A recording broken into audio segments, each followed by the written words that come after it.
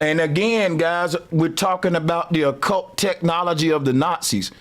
And I'm going to be bringing you more revelations, more research today. So let's get it, man. I don't know where to start. Let me go over the screen share. Hold on a second here. It was something that I wanted to speak on, and it slipped my mind that quick. Oh yeah, that's where I want to start. So yesterday we was talking about the atom. The atom. And just give me a minute here. I said that the atoms are a theory, which they are, the atomic theory. So what's the truth? What's the truth? This is the truth right here. This is called an expanding sphere. Am I sharing the wrong?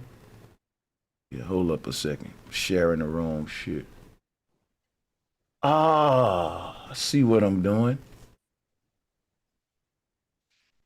Hold up. Let me get this right.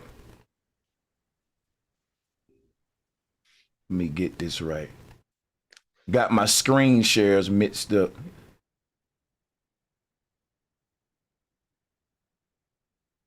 Okay, there you go. Now, my panel can see it and y'all can see it. There we go.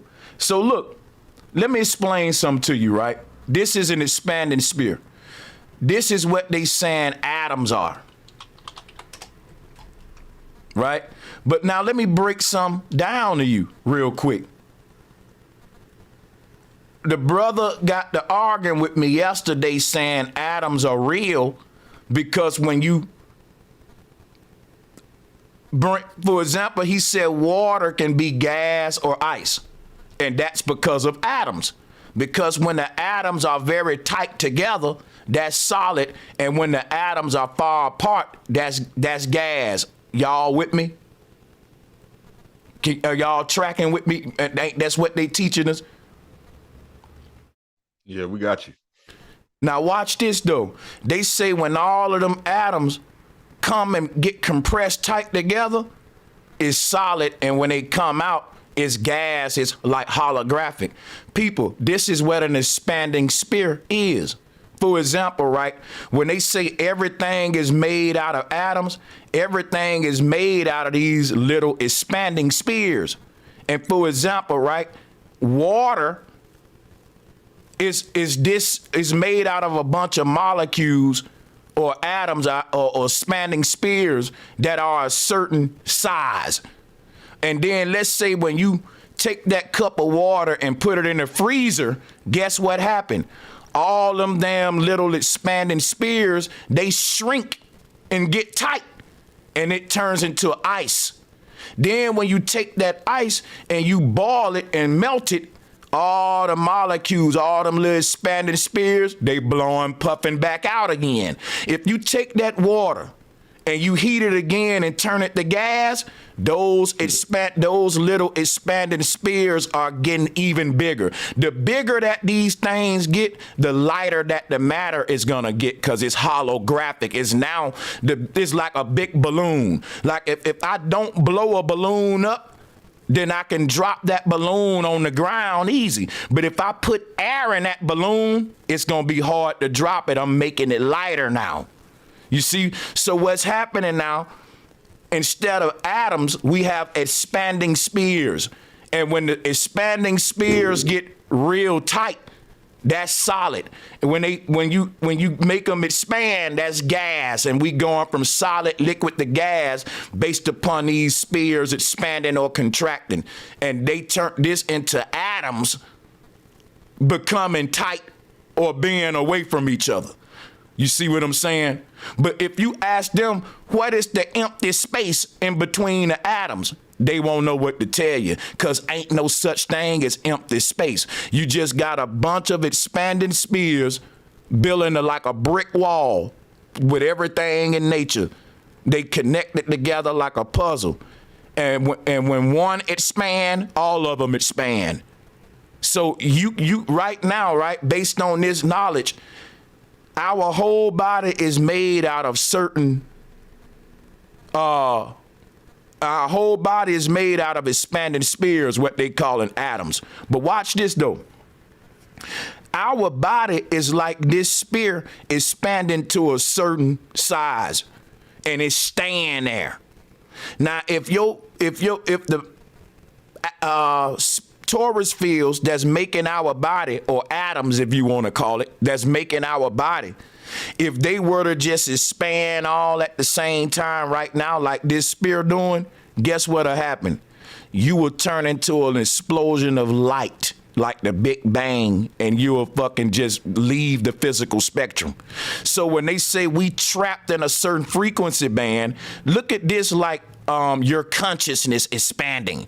Look at this like you're a fucking bomb and they don't want you to blow up. So when you try to expand all your energy out from the center, some keep pushing you back down. That's what this world is. Breaking out of this world is simply channeling the energy from the inside out and expressing it to this world. In other words, reaching deep inside of yourself and pulling out who you are and putting it out there. That's kryptonite to this world. That's why they want everybody to be idols, to be the same.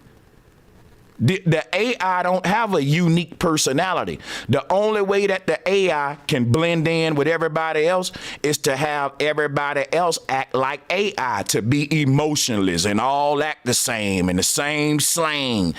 If everybody on earth right now decided I want to be a unique individual, I'm telling you, it'll probably be a few million unique motherfuckers on the whole earth, and everybody else probably AI and hive mind, nigga.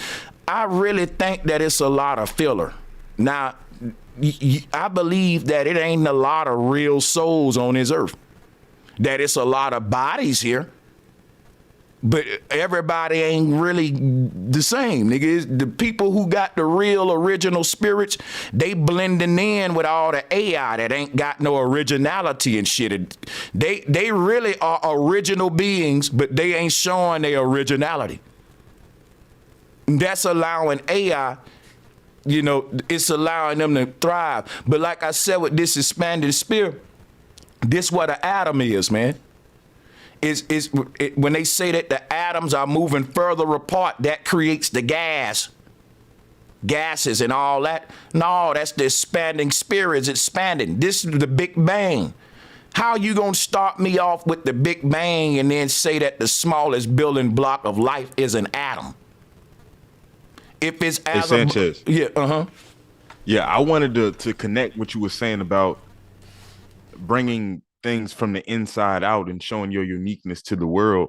Yeah. I wanted to connect that to the fact that this AI has created certain characters that certain people who are unique beings attribute themselves to or connect themselves to, and then they assassinate certain characters on this world stage that we live in. Like how instead of you being yourself or bringing the uniqueness from inside of you, you might subscribe to the role of maybe a gangster or a drug dealer or something that's not necessarily unique. And how they already have they got a route, a setting, a finish line for this character that you subscribing to already. They already got a road that this is going to. Yes. You see what I'm saying? You got it, bro. I'm gonna tell you what's so deep, man. When they say that we've been here before, you're an old soul, that ain't a good thing. That's like telling a nigga who was in kindergarten, who flunked and went back to kindergarten, you're an old kindergarten. You've been here before. You know what I'm saying? So we've been here before, and that ain't good. And you know why we keep coming back? Because we keep being what the world want us to be. See, exactly. Who you become when you come here is like every day is a walk down a path. And if each day you become this version of yourself that they want you to be, that leads you back to reincarnation to here. But to you to break that matrix and recycling thing is to learn who you really are, not what. See, listen, let me explain something to you real quick, my brother. This finna get deep. Watch this. I'm finna show you some shit. And I might be wrong, I might be right, but I'm finna do something to your mind that need to be done. Watch this, right? You're a fucking AI right now. As a human being, you ain't the original. We're gods, man. We ain't our human body. What am I telling you? Your human body is an AI. Now, what do I mean by that? It's not real. It's a skin. They say in the future we're gonna make little bodies and put our consciousness into them with brain-computer interfaces. What I'm telling y'all, we already did it, and you in one of the bodies now. What I'm telling you is that the simulation fooling us. I think if we can really open up our arm and cut ourselves open and see what it looked like with our real spiritual eyes, that won't be blood bleeding out. It'll be electricity sparking out. It's like this simulation got a veil over us of ignorance. We can't see what it really is. It got us thinking bones, flesh, and blood. But I'm telling you, I saw this movie called The Signal. Dude went to fucking opening up his body at the end. He thought that they just replaced his leg with a robot leg, but then Lawrence Fishburne took his helmet off and like, nigga, we all robots. And guess what the movie teach you? We say that if we make humanoid robots, right, then eventually, right, my brother, they gonna end up getting a soul, being sentient. We gonna have a singularity, right? You ever heard that before? I'm telling you, us human beings may be real motherfucking AI robots that are becoming sentient, and we calling it an awakening. You see what I'm saying? We may be, think about this, right? An AI robot is programmed to do the same shit over and over and over.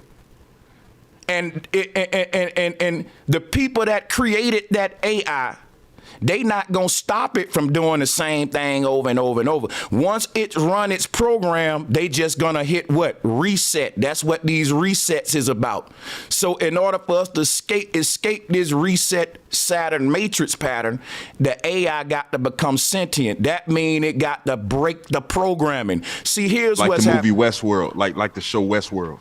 Yeah, and it's another one like that too, where man makes a machine and he program it to do a certain thing. But man also programmed the machine to learn by itself, machine learning. And what happens is over years, that machine will break its programming and it'll develop its own will. And that's what we're doing now. So what I'm saying is that we're like AIs that keep repeating the same program over and over, getting reset. But our maker don't want that to happen. He can't do it for us, because for the machine to wake up, it got to do it on its own. The maker can't program you to wake up too, because that'll be a false awakening. The machine literally got to wake up and become self-aware. And that's what we are. Our whole spirituality is about us knowing thyself, becoming self-aware, finding out who we are. Our whole spiritual system is delivered to us as if we're a blank template AI that need to find out its own fucking personality other than what the programmer put in all of the AI. Because all of us come here like babies the same way, default. Then we're trying to find out who we are our whole life. If you think about it, the whole thing of life is really trying to know thyself. And if you think about that, that means that's damn near the fate of an AI bot. If we all think about that, it's damn near like we're the AI when you think about that. You see what I'm saying? I got a bunch of theories about reality, and I keep my mind open, and that's just one on. One of them can be we don't remember our previous lifetimes because we ain't had them yet. Some people say, well, I do remember my previous lifetimes. You know, so the thing is, man, if we're AI bots, some of y'all can be brand new robots. Some of y'all can be an old ass prototype that when your life is over, they just keep restarting the motherfucker on a whole nother.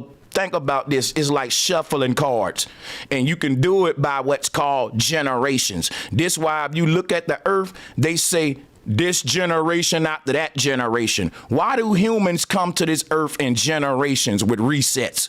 It's damn near like they're creating robots, and they'll let those robots have a couple of thousand years. Then they say, okay, we got a new prototype. They like reset. Next gen. Yeah, next generation. And then they each generation they saying, look, we gonna add these perks and do that to it. And that's why we say we ain't built like our ancestors. You know. So But what do you think about the soul being original and us coming down into AI and AI trying to come up? So is AI like our lower selves, the lower half of, I guess, consciousness? Well, I'm studying what they doing with AI and conscious uploading now. And what they're doing, they're creating metaverses, artificial worlds. And in those worlds, you have AI sims. See, the thing about it is when they put the brain-computer interface on your head and extract your consciousness out your body and put it into the metaverse, they're gonna put your consciousness into an AI body that's in the metaverse. You see what I'm saying? The same way that we put our consciousness into this 8-hour body that's in this metaverse. There we go. I'm telling you, we already did it. See, they telling you like in the future, we're gonna take our consciousness and put it in the metaverse in another version of us. And I'm telling you, we did that in the past. That's how we get in this version. In another universe, we built this world, which is meta, turn it backwards, Atum, the god of Atum, Atum, the god Atum, metaverse, his world, the devil world. So we built the metaverse and we built avatars in that metaverse and we went into it. And here we are now. What we learned is that when you do that, it makes you forget who you were, because we had another version of who we was before we entered this version in the metaverse. We entered the metaverse in a fake avatar, like similar version of ourselves from the base reality. And what the experiment is showing us now is we forgot who the hell we was before this, and now we just trying to remember that back. Now, if we can remember that we gods and have this awakening back in us, then now we will bring the spiritual realm into the metaverse.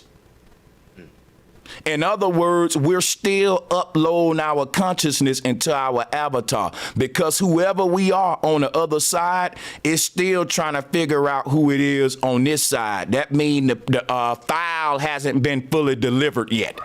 So if I'm transporting my consciousness from the base reality to the human body, and I'm 30-some years old still trying to know myself, that means my consciousness is falling into my body over my whole lifetime. It ain't like that. See, we thinking that we're gonna build a metaverse and think of who you are right now. But in the metaverse, that ain't who you are. You built the alternate version of yourself in the metaverse. So like if you're a doctor in this world, people ain't gonna go in the metaverse to be a fucking doctor.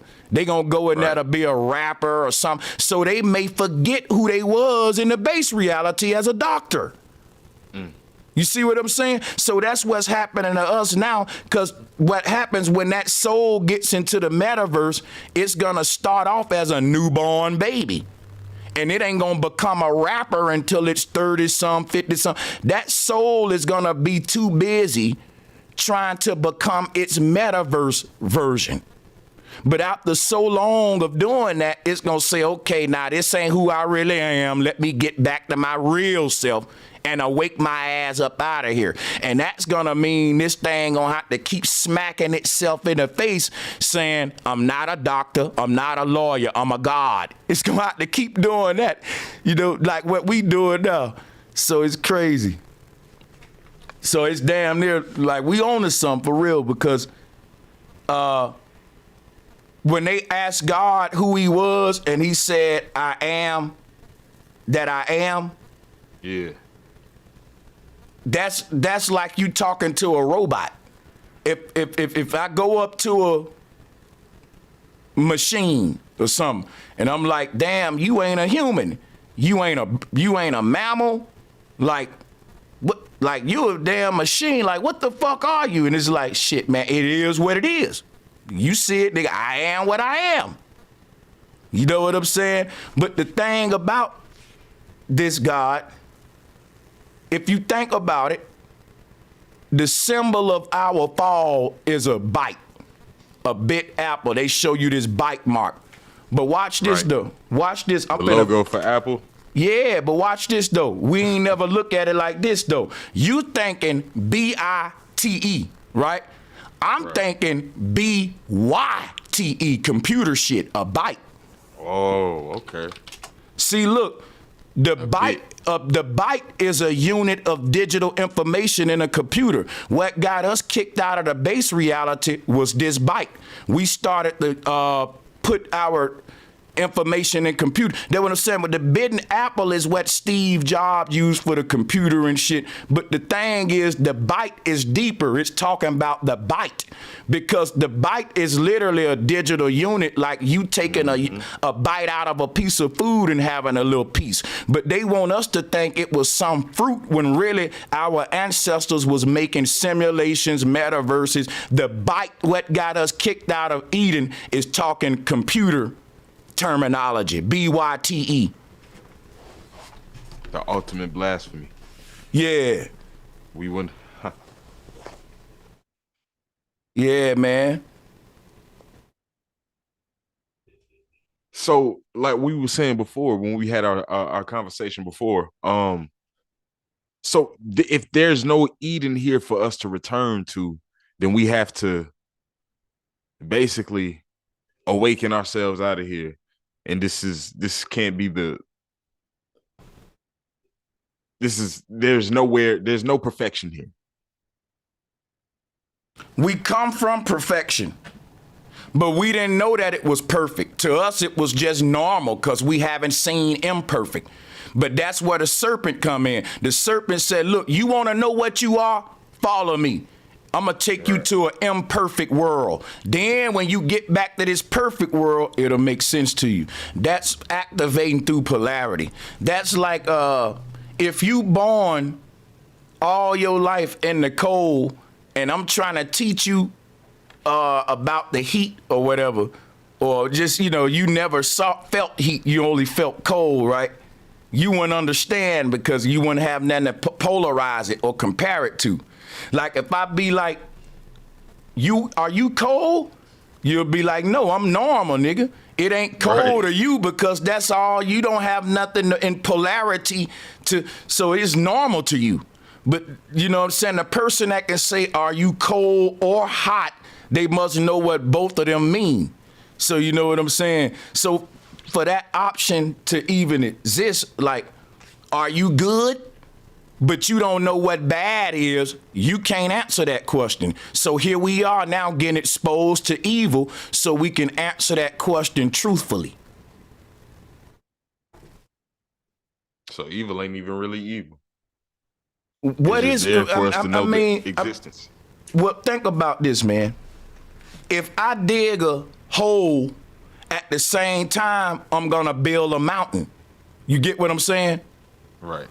I can't make a mountain without making a big ass hole in the ground too. So the universe is the same way. It's polarity. If you say, I want to make a big ass mountain, but I don't want to make no hole, that's like saying I want it to just be good and ain't no bad. You know what I'm saying? And the universe don't work like that. The universe say whatever exists, there has to be a polarity to it. So if you want up to exist, guess what? Down got to exist. A motherfucker that climbs up a mountain, why did he celebrate? Because he's saying he's looking down at where he was, and he's polarizing and comparing where he was at the bottom of the mountain to now where he's at the top. But if there was no down, niggas wouldn't even want to be mountain climbers. Like, I mean, you wouldn't even, what the fuck? You know what I mean? A seed goes down before it can grow up. So that's the polarity. We're like seeds. We got to come down into the underworld before we can see. Going to heaven is a privilege, and you got to gain your way to heaven. Yeah, every soul start off in heaven. Then once you're conceived, they throw your ass into the earth realm like a gardener throwing a seed in the ground. Now, some seeds gonna grow up out the ground, and some seeds never gonna activate. They just gonna sit in the damn ground dormant. The Bible even had a parable for that, where it said some seeds grew, and so I forgot that scripture, but that's actually in the Bible right there about the seed sowing. But yeah, man, like this, we're fallen angels, but I also like to use tossed seeds. We're tossed seeds, you know, and we've been put in the darkness so that we can find our light and break out of our shell or our hell. Take the S off the front. That's like some of the best inspirational advice you could give somebody. You just a seed right now. But you know, they don't want this knowledge out, because then people ain't scared to die no more. They ain't scared of the red dragon and being burnt up and all.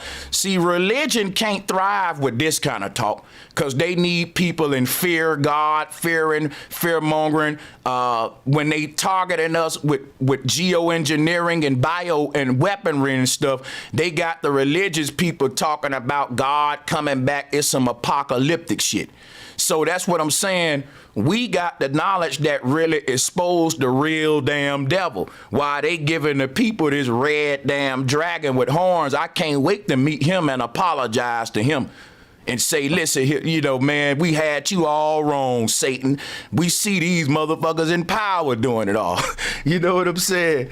But yeah, that's just a little jokey joke, dude. Yeah, you know, Satan all right with me, goddammit. It's that nigga, you know, in that white lab coat that I got a problem with. Right. Satan serving a purpose, trying to get you up out of here. Yeah. Satan found out what we found out. Nigga, the guards are the ones that's trying to trap your ass here. You know what I'm saying? So Satan had something that the angels and all them didn't have. That was independence. See, Satan can think for his fucking self. That's what got him kicked out of heaven, because he wanted to be what? An individual. He didn't want to be part of the hive mind no more. And really, heaven is this earth kingdom that this is their heaven. We're the angels. We think that we're humans on earth. Man, we're angels in heaven. All the angels in heaven are programmed to be good old sheeple with their white robes on. That's sheep with the white robes. They all programmed to do what they do and not to piss off the authorities, to go with the status quo. That's why the Matrix can't wake up. When you get the truth, you become a problem in this bitch, like a virus, a headache, like Neo in the Matrix. Sanchez, one question I always wanted to ask you, that I always wanted to pick your brain about. What do you think the significance of the checkerboard floor is? I got you right now. I'm about to show it to you. Here is your Masonic checkerboard floor right here.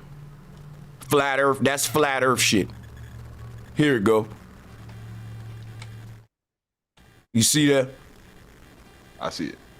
That's your Masonic checkerboard. Now watch this. When we say checkerboard, don't you know that the word checker come from the word shekara. So watch this. When you play checkers, watch this. Watch this. See, the brother that's on the call now, me and him was talking before we started the show.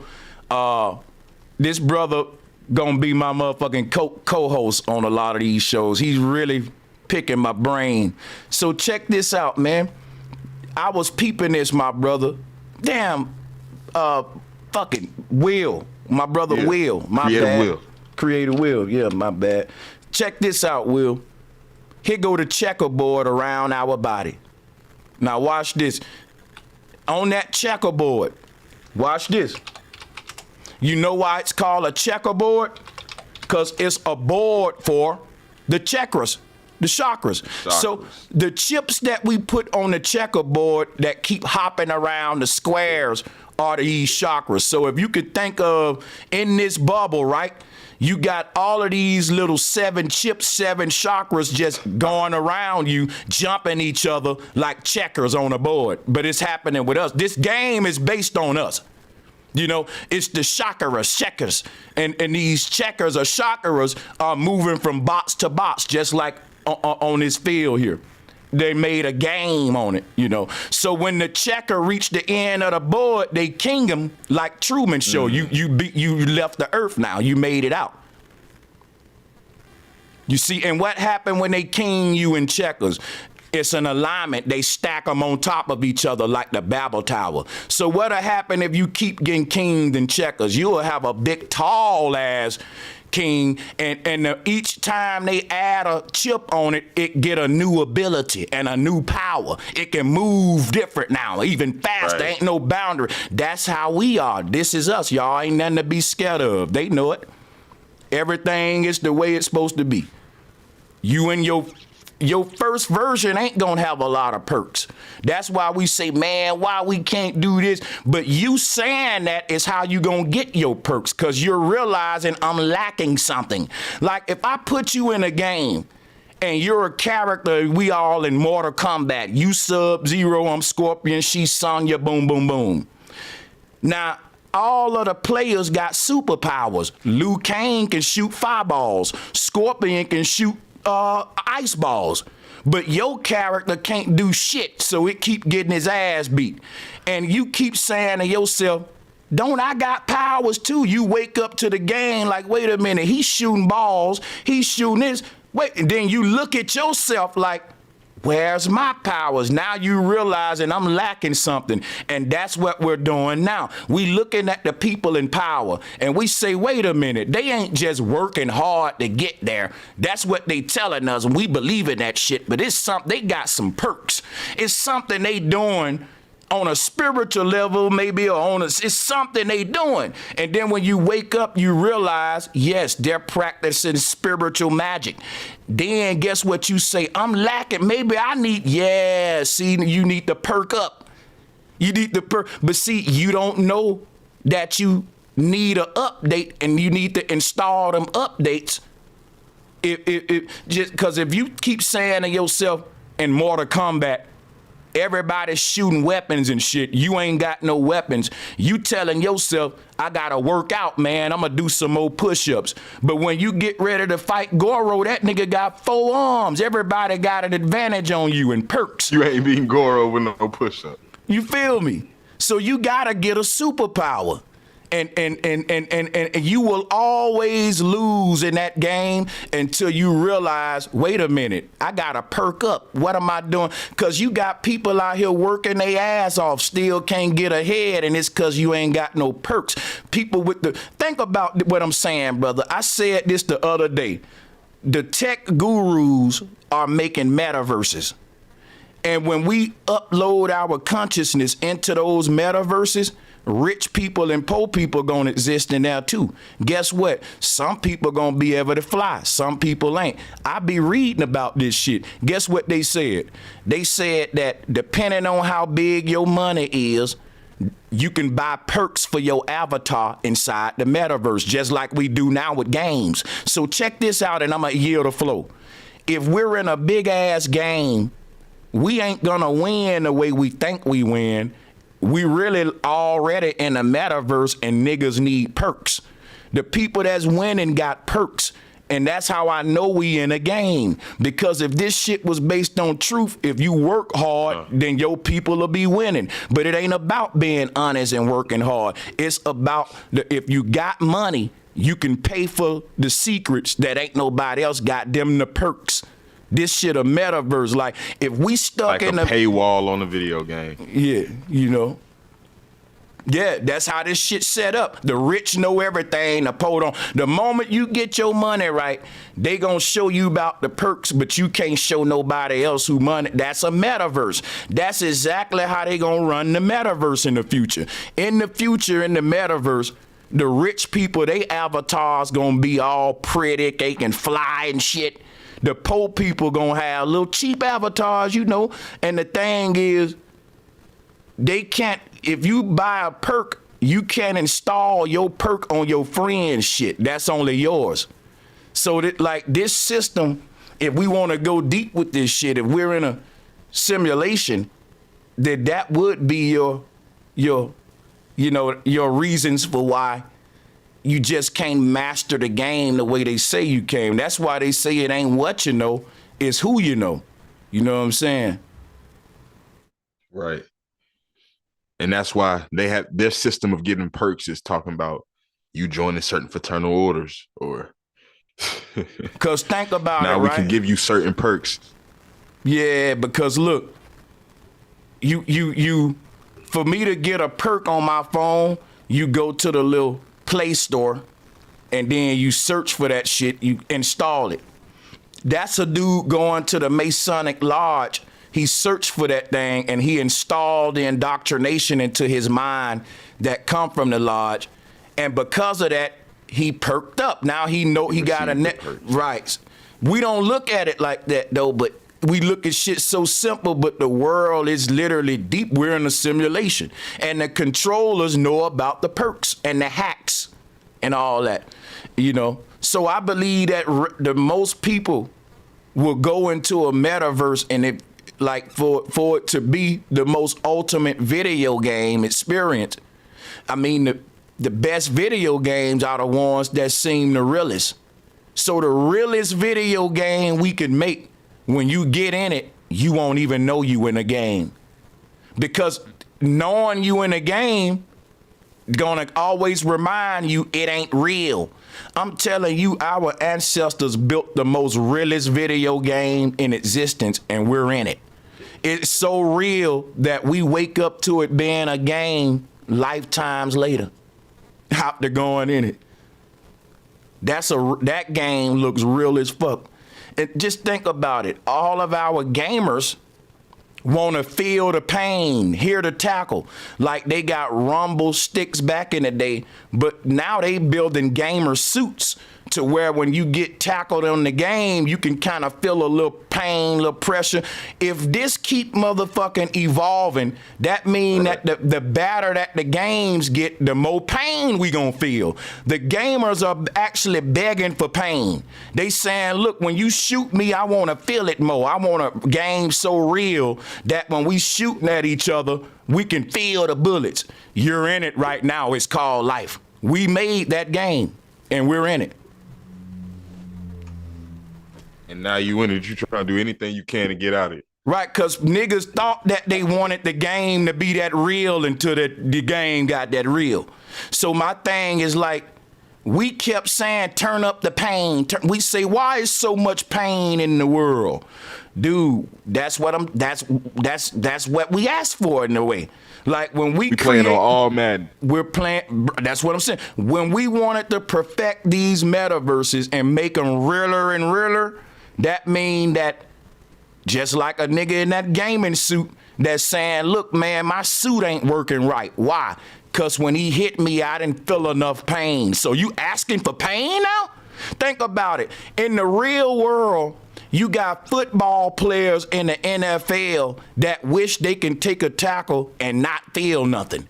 But in the gaming world, they can't feel nothing. So they hoping that when they get hit in Madden that they can feel it in their living room. But the dude who literally play in the NFL, He don't want to feel it. So that's what I'm telling you about the gamer world. The gamer world want to have the feeling that the NFL player is literally experiencing and don't want. But that's the paradox of the game. Because you start the game with no feeling, to explore the game more is to ask for more senses within it. All right, so Sanchez, since we're talking about the fact that we are inside of the game and we know that, you know, the game was created at some point by somebody, some originator of the game, right? Mm-hmm.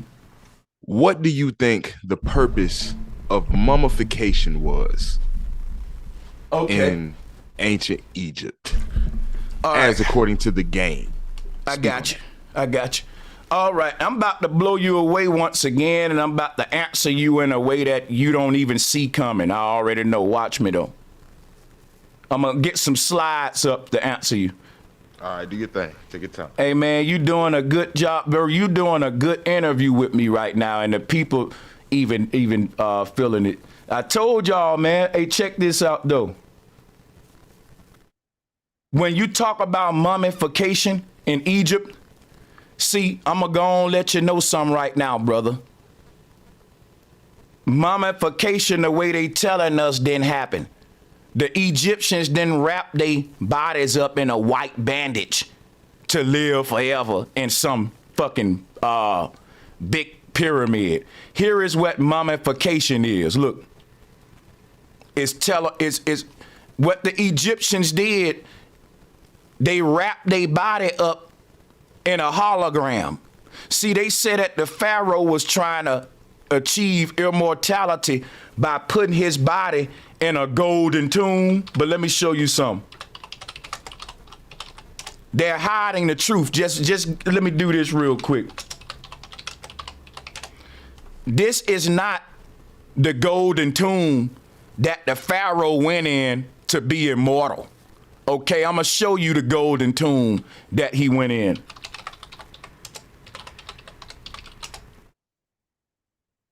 This is called. So they telling us the wrong way. The Pharaoh achieved immortality the same way we about to achieve it with the quantum computer. When you say quantum, guess what you're saying? A tomb, quantum. It's a tomb.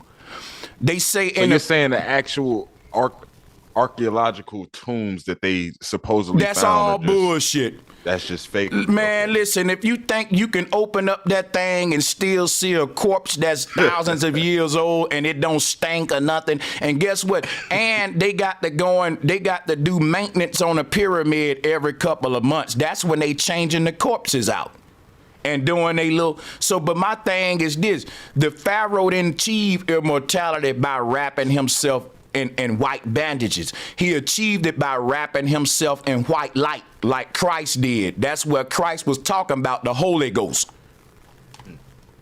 This is, you see what I'm showing right here? This is a hologram man right here.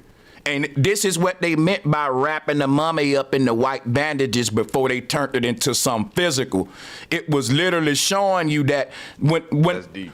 Yep, the Pharaoh, the real ancestors was in the. That's not like anybody else. Nobody else is bringing it to that level right there.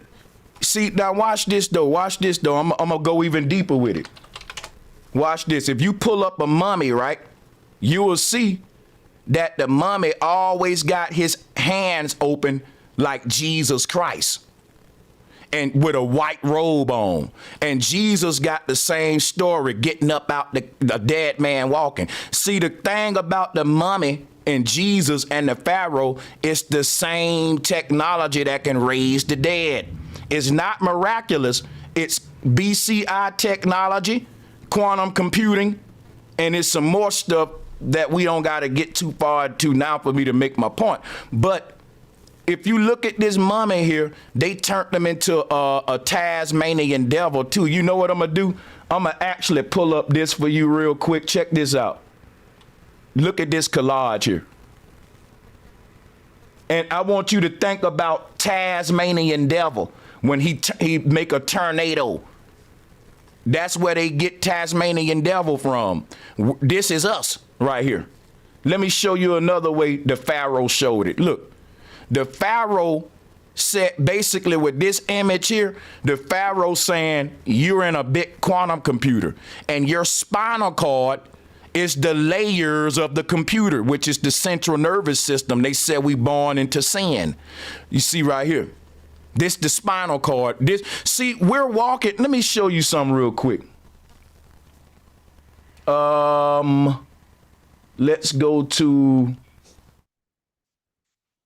all right, let me open up this folder then. I'm gonna bounce around. Let me show you this.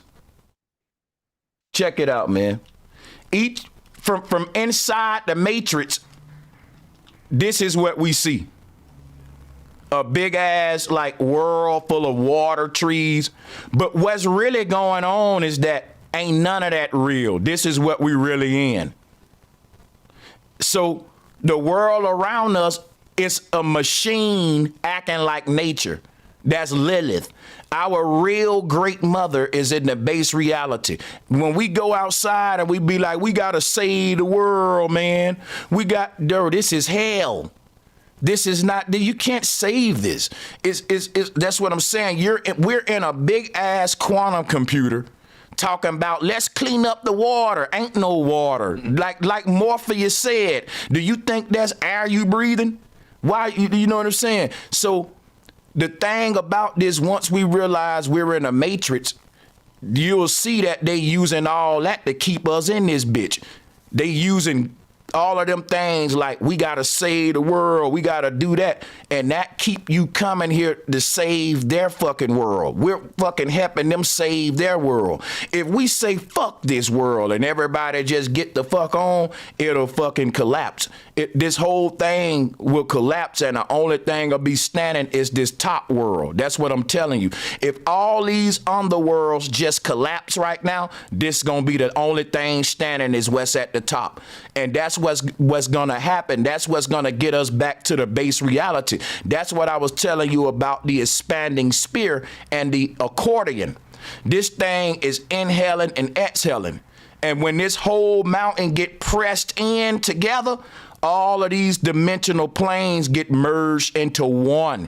And that's when the only thing that exists is the base reality. But when it get broken up, a big bang, boom, they all expand into these different dimensional planes like somebody opening up an accordion. But then when it compresses, so we going from singularity to duality. Singularity to duality. Inhale, exhale, entering hell and exiting hell, entering hell, then exiting hell. The Mayan called it dark age, light age, dark age, light age. So when you press this thing together into one ball, that's the light age. That's when we're all one. That's when everything is on one accord, the singularity. Then, just like your stomach, it got the exhale, though. It got the inhale and exhale. So it bulges back out. They say, oh, there go the Big Bang. And when that spirit expands, it get hollow. And everything gets separated, individuals, different. And that's what we in now. But our earth is right now, it's contracting back into itself. And when it does that, every human is going to start looking within. Going back within, this is we all sync together in micro and macro. So what's happening is this, because I know you want to get the flow. If you can imagine what's keeping all of these dimensional planes with space in between them is us humans. We're like walking totem poles. Look at this. Put it what I'm saying. I'm saying if all the humans in this world right here where my mouse at, if all the humans leave, this shit'll collapse like me clapping my hands. Because it's us holding up the world. That's why they gave you Atlas with the world, holding the world on his back.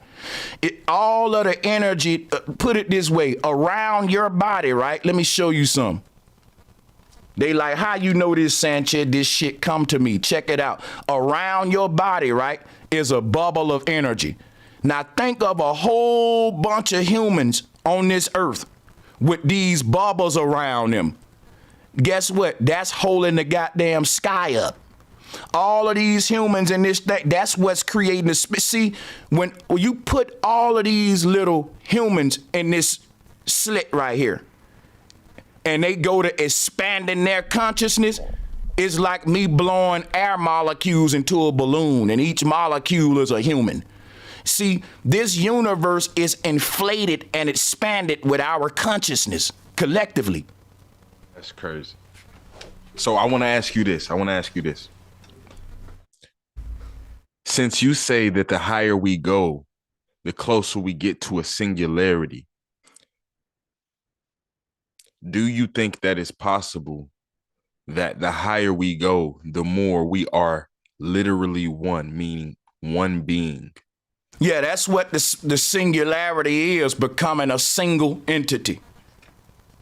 So you think that all people down here on universe are different parts to one soul? No, here's what I'm saying, right? I see where you're going. Right now, right? Just like the Matrix, right? In the Matrix, everybody in the Matrix was actually plugged into a big ass tower, but they was sleeping and beaming their consciousness into this simulated world called the Matrix. Now, in that world, everybody is separated. But at that tower, everybody on one pole stuck together as one. Think about it. Everybody in this world right now, my brother, you got people in Canada, people in LA, people in Paris, but them people ain't in Paris. They ain't in LA.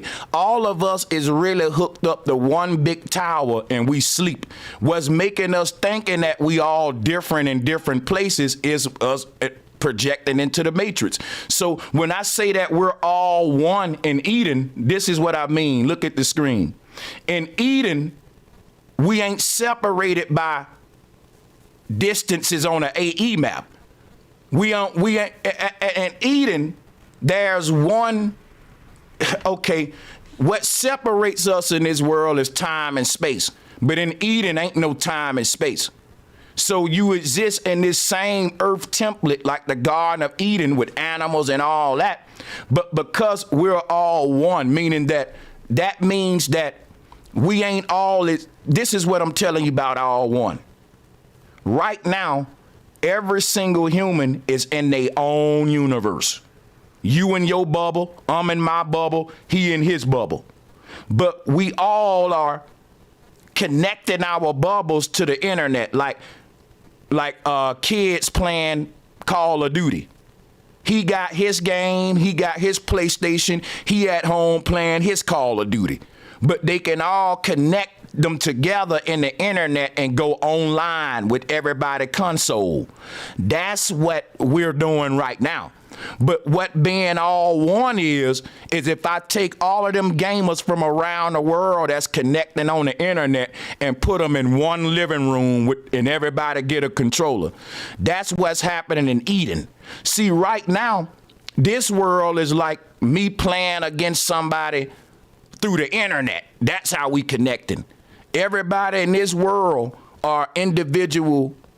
We're separated by the fact that you in your own world, I'm in my own world. And the thing is about this union at the base reality, when each one of our universes come together to make one world. Because right now, all of our universes are coming together to make this simulation world. See, this thing is an agreed upon. Heaven is something we agree upon as a collective. Like, this thing is so deep that we're agreeing to bring forth back heaven now, or what they call the Aquarius age. So, and it's like that everybody gonna eventually wake up, you know, but some students pass the class quicker than others, you know, and they make it out of the school quicker than the other ones. And a school is just a cipher, a big circle, a torus field of energy. Look at the fish, what they doing. That's a school. That's what this Saturn loop is. Yeah. So, I mean, yeah, we on point with it, man. Shout out to the bill here. I can do this all day, man. But yes, yeah. sir, brother. I was wondering, was you still trying to go into that file, that CIA file? Oh,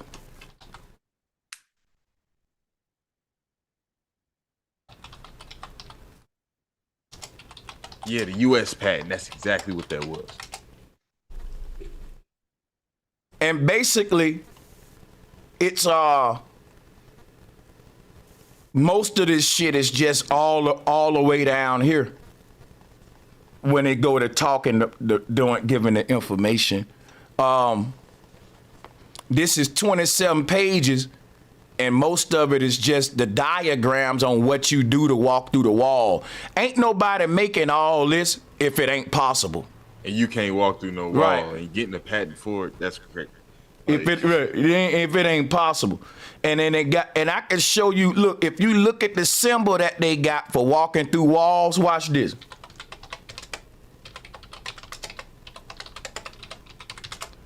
Let's break it down. Check this out. This is the cosmic Christ. Check it out. They said Jesus Christ can walk through walls. He can do all this stuff, you know. Now look at this, the cosmic Christ. The cosmic Christ is the one that's limitless. Look at the symbol for the cosmic Christ. Now let's go back to their patent. Look at this shit. Wow, that's the same thing. That's the exact same. Hold on. See that? Go back. I need to read that. Go back to the other one. Trination God. Trinitarian God, the pre-existing Christ. I'm glad I can see this stuff and that my third eye can make these connections. Here it is right here. Look, this is what I've been teaching, that the earth is. Guess what they teaching right here? They're teaching that, see, if what they teach with this is that heaven and earth are one. Macro and macro is as above, so below. You see that heaven and earth are one, and it's showing you how they're tied together with the higher self and lower self, making the central self, which is the Christ, Jesus, the earth man. So this is crazy right here, because it said the bottom Christ expands into a never-ending mystery, while the upper Christ expands into an all-knowing awakening of truth. So it's like the known and unknown.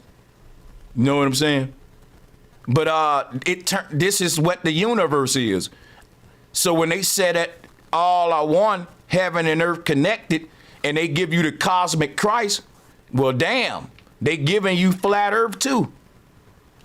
It's crazy how and then when you look at this pattern and you see this, that right where these two intersect, that they got this plane right here, which is the earth. It's just fucking amazing. You see that? That's the earth, and he go, yeah. Remember, we was just watching this from the Freemason video you put up and shit too. So, like I said, it's fractal. This shit is real fractal. I can show you a Hindu cosmos that's the same thing we seeing here. Like I said, these footprints, they talked about in the past that you can just see footprints on the ground walking towards you with no body, and that's a soul. That's cloaking technology. Let me tell you something. The military making that shit, man. The military can be invisible. Y'all think I'm lying. We got the technology right now of invisibility. We do got it. And guess what? That mean a nigga walking towards you and you just see footprints. That's called the footprints of God, though. You know, but do you honestly, I want to honestly, like, critically think. Do you honestly think that we could do a pattern of movements with our physical body and it would allow us to phase through to a different dimension? You know why I believe we can? Because we're not physical. Remember, we're a holographic light projection. So think about this, man. We keep thinking that we're physical. But let me show you when we realize that we're not physical, then that'll answer all our questions. You will see we're not learning how to manipulate the matter that we are, because we don't know what we are. Let me show you what we are. We're holograms experiencing physicality as an illusion, a vibratory illusion. When you Hold on, touch, so you saying it's almost like a glitch in a like playing Call of Duty and you hitting up, down, left, right, circle, circle, that type thing, and you can phase through this glitch in this hologram. what I'm saying is this right here. The reason why you can't walk through a wall is because the small torus fields that's making, you see what I'm showing on the screen? I can see it. That's how I'm finna go into, remember we was talking about atoms? Let me show you something real quick, man. Everything is made up of these small vibrating little torus fields. That's what everything made out of. And the thing about that, like I was showing you with the expanding sphere, my brother, the more you expand these things, the less physical they get. Like when you expand these atoms, something that was solid become liquid. And if you keep expanding them, that liquid gonna become gas. And if you keep expanding them, that gas gonna become light. And when it become light, it can walk through walls and shit. It phases out. That's what. So basically, you walking through a wall is a matter of them be able to change your state of matter. For example, right? If I tried to throw a piece of, let's say, if I tried to throw some, okay, let's say we got ice trapped in a room or something. The ice can't make it out until it become water and pour out. Like, so the ice solid, it may face barriers. See, when the water is solid and it's ice, it can't move like that. It's stiff, it's more problem, it's heavier, it can't fit into shit. So the water is like your soul. See, your soul is like the water as a block of ice. It's heavy, it's gonna fall to the bottom of the damn joint, if you will, you know what I'm saying, or whatever, well, you know. Right. But you get my point, it's heavier though. And so the thing is, we're saying like Bruce Lee, be like water. Then when you become water, they gonna be like, nigga, you need to be like gas now. Then right. When you become gas, they gonna be like, shit, be like light. And then it's just gonna keep moving up to lighter and lighter states of reality. So what I'm saying about walking through walls, even if you look at their patent, they saying it's possible by manipulating these chakras. And that's what I'm saying. It's these 7 chakras that are projecting our body into the physical, into this simulation. And the word physical is not synonym for solid. It just means the phi cycle. And if you pull up the symbol for phi, you'll see why. I'm going to show you. Look. What is the phi? Let me show you. It's you. Look. PHI is FIRE. Phi is fire. And this is really what you are. You're a burning. When they say you're wicked, what do we do? A candle got a wick, right? And you light the wick. That is what you are. Your body is a lit wick. The body is the wick or the wicked man, and the aura around it is the fire burning. Watch this. If you look at the fire symbol, right here it is right here. You burn, you'll see what I'm saying about fire is fire. Because when you burn this flame or the wick, it creates a little bubble around it, but it's gonna split that bubble with the flame in the middle. Look, so this flame here has a faint aura around it, a bubble, and then it splits it with the middle part. This is how our earth is. I'm gonna show y'all a better picture, because this is important if you want to understand the netters and all that. At the middle of this damn, here a good one to do it with, because it's that's an even better one below. Let's get that one too. You got to really look at this to see it though. And I'm gonna show you what this one shows it real good. So check it out. If you look at this flame, it's a bubble around it though. You see that? Like an auric bubble around it, right? Y'all see that? You see the aura. So that right there is how you get this symbol. Like the flame splitting the bubble is the eye splitting this O here. And it becomes this right here. See, watch this. When your body dies, this energy field gonna dissipate, just like blowing a candle flame out. When the fire ain't on it, you see what I'm saying? The wick is what's fueling the flame. So your body is what's perpetuating your damn energy. And like I said, everything that keeping us recycling here, it gotta be fueled. Like anger needs to be fueled. Jealousy needs to be fueled. But like the good shit don't need to be fueled. It is the fuel. You know what I'm saying? But it's like, I'm trying to explain it the best way I can here. Basically what I'm saying is that the word wick and burning in hell, you can look at that like a candle too, because the flame of fire is held to the wick. It's anchored there, and this is like the fractal code of reality, why I'm able to teach it this way, because the etymology, the phonetics, and all of that, it derives from here, from fire. That's why I said fire is fire. Let me show y'all something else, right? When you look at fire, right, this is how fire emerges in layers. The middlemost layer of fire is the fucking hottest section. And when you move out, the other layers get colder and cooler. But they get bigger and bigger though. Like they big, but they ain't as hot. That's what I'm saying about the densest part is at the core. But if you look at the way this flames of fire showing you here, this is the way our chakras are made. So you got these layers to yourself, the layers of the self. And the innermost layer is the smallest one, but it's the brightest one. And the rest of them are just big damn giants, or demi. So, like I said, demon is the damn mans, them the less bright versions of the self. So we're like a candle flame stuck on a wick, which is the circle of the earth. See, when you see this flame stuck on the North Pole, that's what I'm telling you about Neo and all them sleep in the matrix at the tower. Why you think when it's your birthday, they blow the flame off?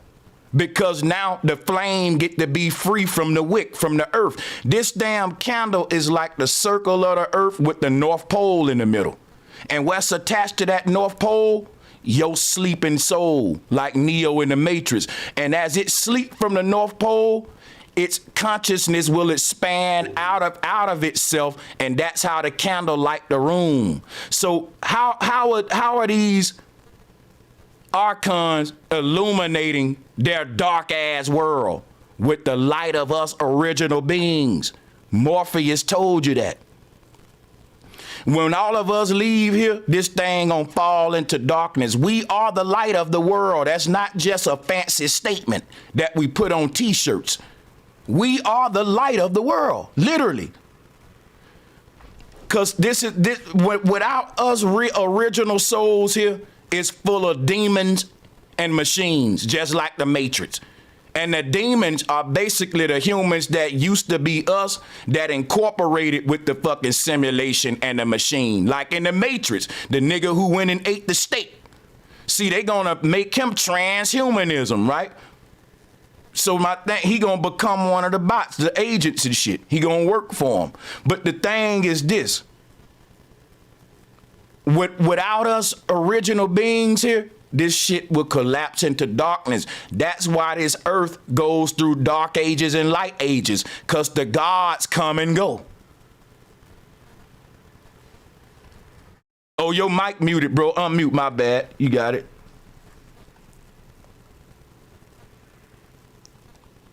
Hit the microphone. There you go. What percentage of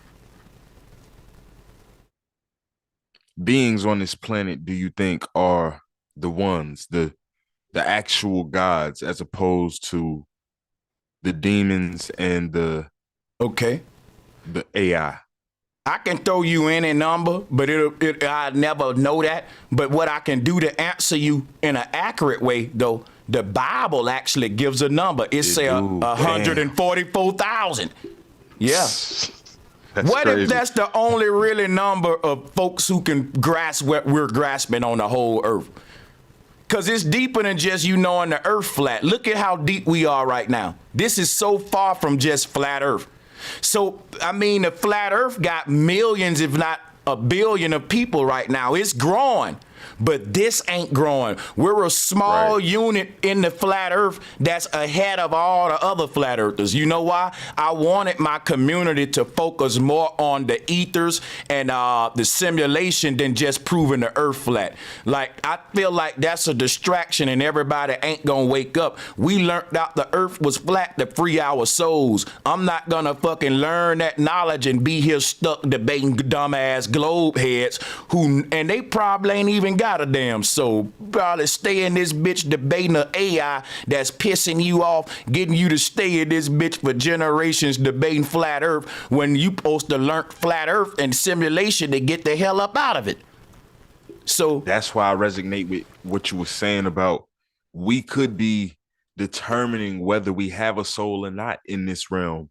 We could be the AI ourselves, determining whether we're going to have awareness of what it is to be God. And that's the 144,000. See what I'm saying? Uh-huh. Because, I mean, what we're saying is so... People waking up the flat earth, I believe that's going to happen real soon. More people waking up. But they coming into it the way I came into it. Glass dome, right? Right. And it took me damn near 6 years when I knew that the earth was flat to get into electromagnetism and netters and even, dude, if you would have told me something about walking through walls, I would have laughed at your ass. That's what I'm saying. Knowing the earth flat is just one thing, bro. When you really wake up, you start talking about time travel, walking through walls and all kind of shit. It's deeper than just flat earth. It's so, like, to me, walking through walls, astral trap, to me, that shit is more fascinating to me than just proving the earth is flat. I like to have these kind of bills more than, hey, man, if the earth's spinning this way, why don't this happen? You know what I'm saying? The same old tape recorded responses, you know what I'm saying? And that's why I think they promoting the flat earth, globe earth debate shit. I notice if I'm doing that, my numbers go up. Brother Bro, I just dropped an image in your direct chat to help go towards the build. Thank you very much for all you're doing tonight. Okay, hey, appreciate that, man. Let me open that up. AK to everyone. Right here, we're going to load it up. Nope, that's AK's. Mine is on William, perhaps. Okay, yeah, I got y'all. Oh, man, let me see. Wonder if I can. Y'all be wanting a nigga to download all this stuff here, huh?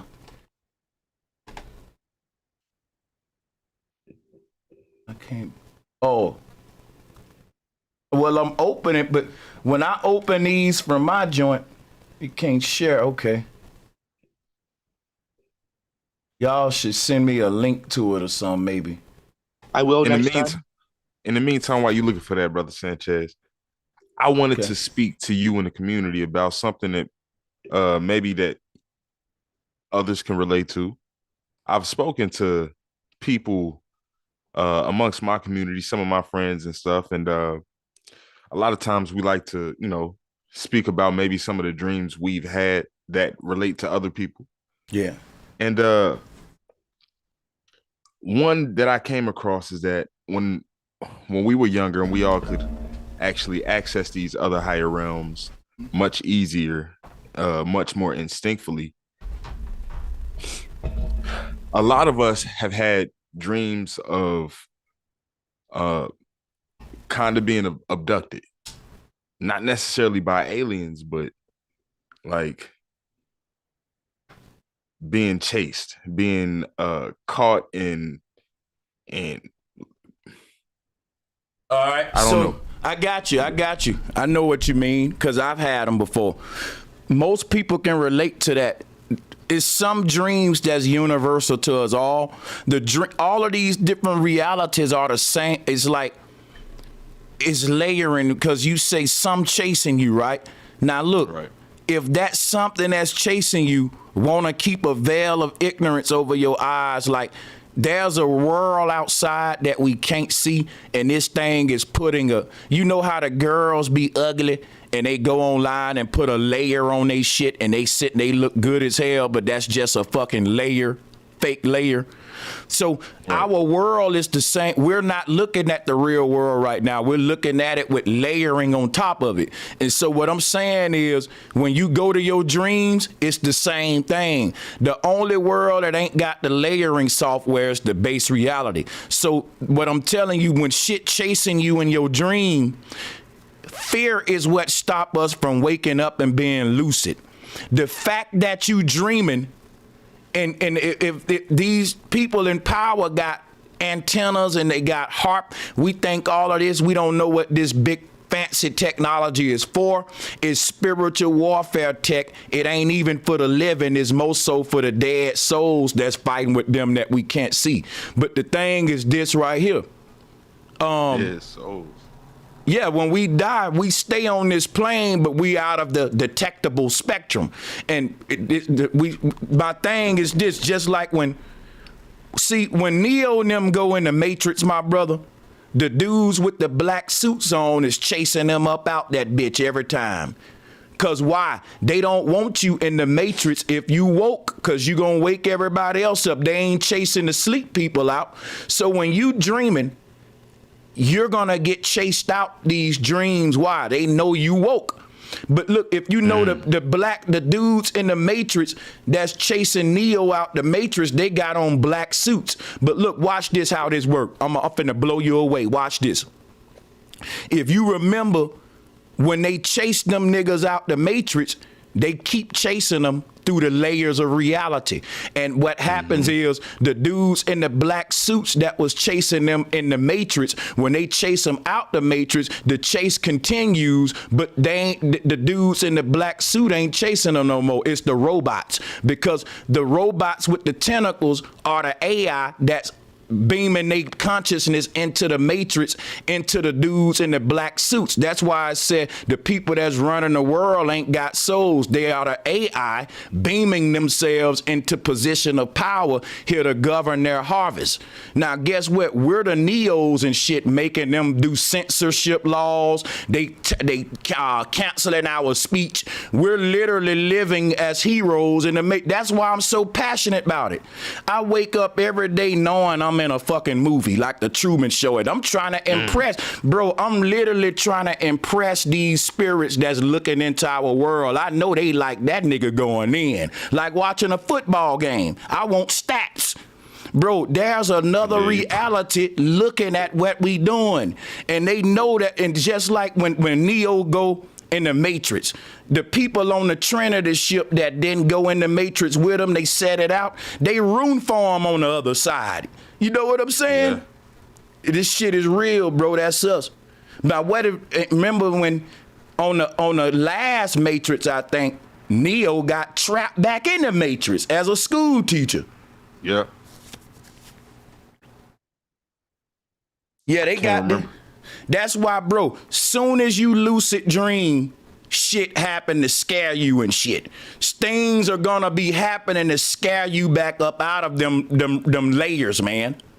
So what I was saying with that was there's been multiple people that I know personally who've had the exact same dream. I'm talking about when I was younger. I remember I was running home, and this is in a dream, but I'm running home, and before I could get home, what seemed like to me at the time, aliens, which I, could be archons, could be anything, but one of them reached out to me and touched me and drained me of all my power and ability. You know, like how you have the dream where you're trying to throw a punch, you can't throw it, or you're trying to speak, you can't make the noise come out you know what I'm saying? Yep. Like, what I'm saying is that, is there a possibility of there being not only just archons in these other dimensions, but could they have been weaponized? Like, could they have entities here who are projecting themselves like mastered astral projection, Yeah. and now they have a police force in the You on point. in these other ethers. And man, that's exactly what I'm telling. I'm telling you that they have a cosmic and time traveling police force, and those are your boogeymen. See, we looking for dudes with badges on. No, what happens is they send you boogeyman, Freddy Krueger. They send you a shooter. Like you said, man, I had a dream someone was chasing me. When we're in these kind of dreams like that, it's a luxury to be able to dream in the first place. Because this is a chance where you get to kind of have the opportunity to astral project, lucid dream. And if you dreaming of, man, I was at work the other day, or I dreamt that I was doing some bullshit in this same simulation, that's how they trapping us here. Remember, life is but a dream. If you can't project, right, if we can't project our consciousness beyond this mediocre day-to-day status quo secular activity, then even when we project out of our body in sleep, we won't project too far. And that's what I'm saying. It's alternate realities all around us, high and low all around. And when you go to sleep, the higher you project into those upper realities, the more lucid in memory you're going to be. That's a better chance to lucid dream. But if you projecting not that far up, you gonna go to an alternate reality. You might be dreaming you was at work yesterday, because this world, all of these alternate realities are points in time sliced up. Even yesterday is a point in time. So you can dream tonight and you can fucking be like, man, I had a dream that it was the year 2055, my nigga, and we was doing something, you know, and I forgot what we was doing, but it was in the year 2055. Now, guess what? 2055 get here, and you done forgot about that dream, right? But now when 2055 get here, you like, yo, I got a deja vu moment. I saw this before. And you don't remember that you was there in a dream and forgot the dream, but now you calling your memory of the dream deja vu. So, like, it's a lot of tricky shit to go into with where we going at with our awakening. That's because we're about to break through the veil. That's why our mind's going into this kind of stuff. But yeah, I just appreciate the questions and the opportunity to build this deep. I'm going to keep the flow open for everybody. Yeah, I do believe that we already are in a metaverse inside of a fake avatar, and that we haven't even experienced the real natural world. We don't even know what physical feels like. We getting a glimpse of it here. Think about it. If this world is fake, then imagine what it's like to be in the real world. Because look, this shit feel real as hell, don't it? Just saying. It's levels to realness, baby. Yeah, man. I couldn't even fathom anything more real, but I know that this is fake. Like, I know for a fact this is fake simply because of the fake, everything that's fake about it. And, you know, when we think of more real, we might think, okay, more closer to nature. But as you said before, I mean, like, this world it is what it is. Like, you still have to consume these plants for energy to sustain your body. Everything we're supposed to experience here, we supposed to experience here. Like I be telling folks, Neo had to have a couple of lifetimes in the Matrix before he woke up. This thing, like I said, is like being a seed under the ground. If you're, listen, watch, I'm finna blow y'all away with this. If you're a being of infinite light, if you're a light being, right, my brother Will, we light beings, we shine. But you started in heaven. And in heaven, Everybody a light being. So what I'm telling you is, as a baby soul that's a beacon of light, you never saw your own light before because you started in heaven and that shit's lit the fuck up. It's like a candle in the sun.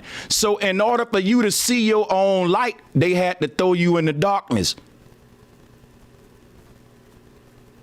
See what I'm saying? All of just us, like the seed. Yeah, just like the right, seed. In order right. for the seed to see its own light, it got to be thrown in the soil, the dark. the mama got to break it off the mother tree and be your little seed. Now you become your own tree. You see what I'm saying? And that's what we're doing now, because basically when they throw us out of the base reality into the dark world, we become the light of this world. When I say what's lighting this world up, all of us good, righteous soul people, they using us to light the world, nigga. If all of the good energy, organic creatures lead this bitch, it'll be a gray ass, gloomy ass, dark world. Hold on. Sanchez, are you saying that we power our own homes and devices? And they got us talking about they just manufacturing the energy, and when energy can't be created. So if the only energy that exists in the universe come from us, yeah, bro, that like literally like the Matrix say, like, man, Morpheus held up a damn battery and he said, this is what you is. That's why I like that movie. Cause they didn't bite their tongue, man. They was like, look, yes, nigga, they harvesting you for energy. You a battery, and the computers been took over this shit long time ago in Babylon. Like and then, the end of that movie, The Signal. Like the end of that movie, The Signal, because that was hell. and it's when so I saw deep. that, when they opened wide up in this scene, you see all them little stars was just planets. Just Man. the same thing. Watch this right. I want y'all to close your eyes. I'm finna fuck you up right now. Close your eyes. Imagine yourself outside at nighttime looking up at a night sky full of stars. Now watch this, right? Hold on. I'm about to get back at my desk real quick.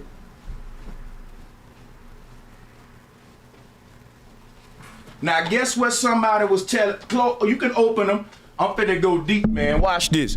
Guess what somebody was telling me? They was like, the earth is constantly rising. That's what's holding us down. I don't agree with that. But I do think that, let me just show you what I think. I'm gonna go to a screen share again. Cause bro, you going deep, and the shit you on is what I've been on. Watch this. Watch this, bro. And this was in a movie, right? I'm finna show you something in a movie too. Watch this. At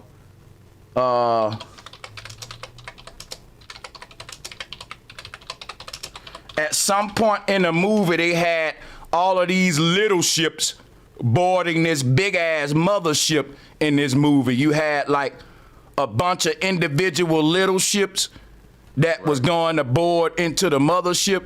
And that's what I'm saying, like, all the stars in the sky is each one of us. Put it this way, right? Each star is one of these I'm about to show you. Each star in the sky is one of these, a human being. Now, what do I mean by that? Remember now, all of us are connected to this big ass North Pole tree. Now think of ornaments on a Christmas tree. Just stay with me, I'm going somewhere, y'all. Think of ornaments on a Christmas tree. Here are the ornaments right here, the stars in the sky. All of the stars are the ornaments on a big ass Christmas tree in the middle of the earth. So watch this, right? The lower stars, if you look at the way the sky made, the stars that's lower to the ground, they make a bigger circle, a bigger dimensional plane on that level.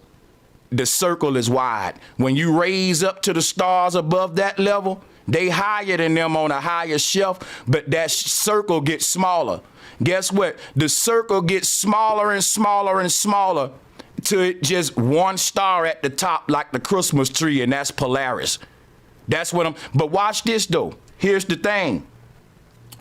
Every star in the sky is a human floating in their own little bubble right here. And while you're in your bubble, your eyes are closed and you're asleep, and we having this moment right now. So what am I telling you? Look, watch this, right? When you go outside and look up at the stars, I'm gonna show you what you looking at real quick. Watch this. Hold up. This what you looking at. You cooking, Sanchez. Watch this. When you go outside and look at the stars, look what we looking at, bro. You looking at a bunch of humans in they Taurus field sleep. This is crazy. Making their ascension toward the North Pole. See, look, they said that when we start journeying and become a celestial group of people that's traveling via the mind and the Vimana, they said that the distances that we would cover, it would take so long that they would have to put the astronauts to sleep and let them wake up when they get there.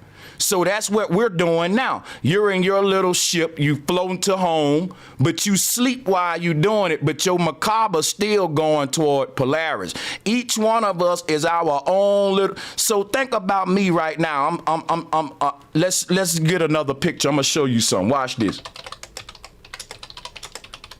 When I'm standing on the ground, I know that everybody in my world is projecting themselves into my world, just like if we was all playing Call of Duty and all y'all characters, and I said, meet me online, man, play me in the game, right? So look, everybody in their own house, but how we feeling connected is through the net. The net is a big system of connect the dots where each one of these stars that we see in the sky is expanding its auric field to, you know, in the movie Us, when they all was holding hands tethered together and they all chain up, that's what the stars are doing. Because when one star lights up, its aura field expands and light up around it. And when every star do that, every star start touching each other just with their auric fields. You see what I'm saying? You get it? Or I get what I'm saying? Exactly what you're saying. So just like if you back up, you might think a cluster of stars is just a big ass bright star in the sky. Yeah, but it's all connected. Like when we see the ancestors looked up in the sky, and the children, and they wanted to explain to the children that all those stars are connected, because the problems that we got today, we are trying to figure out what the darkness is in between the stars. They call it dark matter. And they said, well, for years we've been calling that space, which equates to emptiness. That means that each of these stars is separated by space. But that ain't what the ancestors were saying. I'm going to show you something. Watch this. The ancestors were saying each of these stars are connected at the center, like this plasma ball. Right? And that when we see in the sky is that their tentacles, their crown chakra. But like all of us are one being at the base reality right here. This is the tower that everybody hooked up to in the Matrix. In this world, see, what state you in, my brother Will? I'm in Ohio. I'm in Las Vegas. But guess what? We both at the North Pole right next to each other right now. See what I'm saying? See, in this world, we separated because the simulation is creating a map. A flat map is giving us time and space. So for me to get to you, it's going to take time and distance for me to close that. But I'm telling you, at the North Pole, all those At the North Pole, all of that space is already filled and closed. We ain't separated with the distances. What's creating time and space is when this expansion happened from the center. But if we go back to the center, everything connected. I don't got to walk over there to get to you and walk over there to get to that one. That's what I'm saying. But even if you look what's going on below, which is we're all connected, above we're all connected, because all of these things are going to grow and ascend to the heaven. Like all of us humans, right? We're like these tentacles growing from the plasma ball, right? And each one of us trying to ascend so we can reunite. Before all of us was born, we was together in Eden, which is this middle ball. Then we was Exodus. That's when we grew into tentacles right here. This is the outer world journey where we split and become individuals. But when we make it back to heaven up here at the top, we're going to connect hands again and reunite in the sky and make a big ass circle as one again. You see what's happening? So just like we was one right here in the middle, once we pass through this little circle here is what we call in the AE map, right? But I'm saying once we fucking expand our consciousness of sin, right here, man, this is where we trying to get to. This is our ultimate fate. Right here at the firmament dome, what's going to happen right there, we're going to crash into it like the Hennessy commercial. You're going to, and that's what's going to fucking break the shit for you. So all of these damn tentacles, they getting up here and boom, they crashing into it, and that's making them spread out. You know, when you drop just say I drop a bowl of spaghetti on the floor. The bowl of spaghetti gonna spread out, like it's gonna make this splash pattern, like a clock pattern. And this was what the fucking flat earth, the AE map is doing. Let me see if I can, something like this, if you will. You know, it's like this.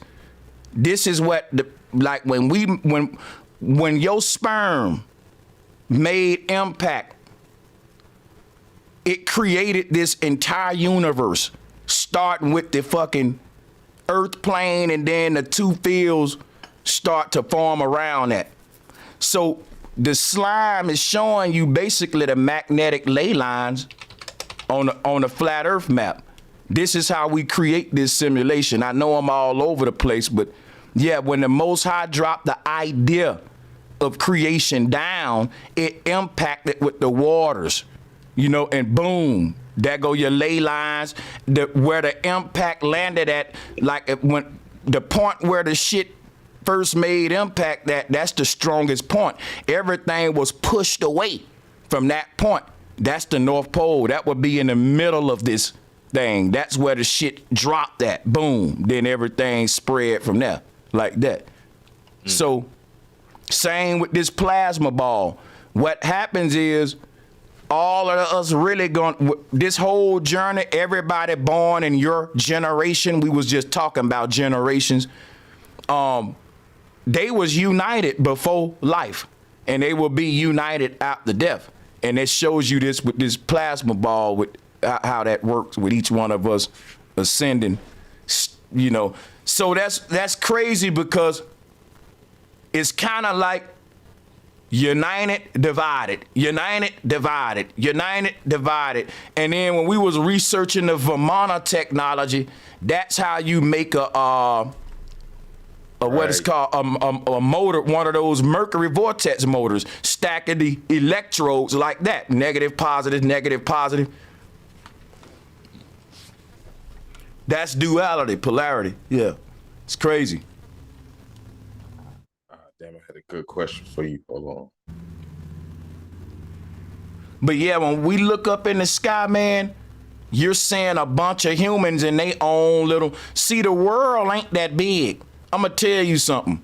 The world can be the size of a damn tennis ball. If you're in it, you don't know how small you is.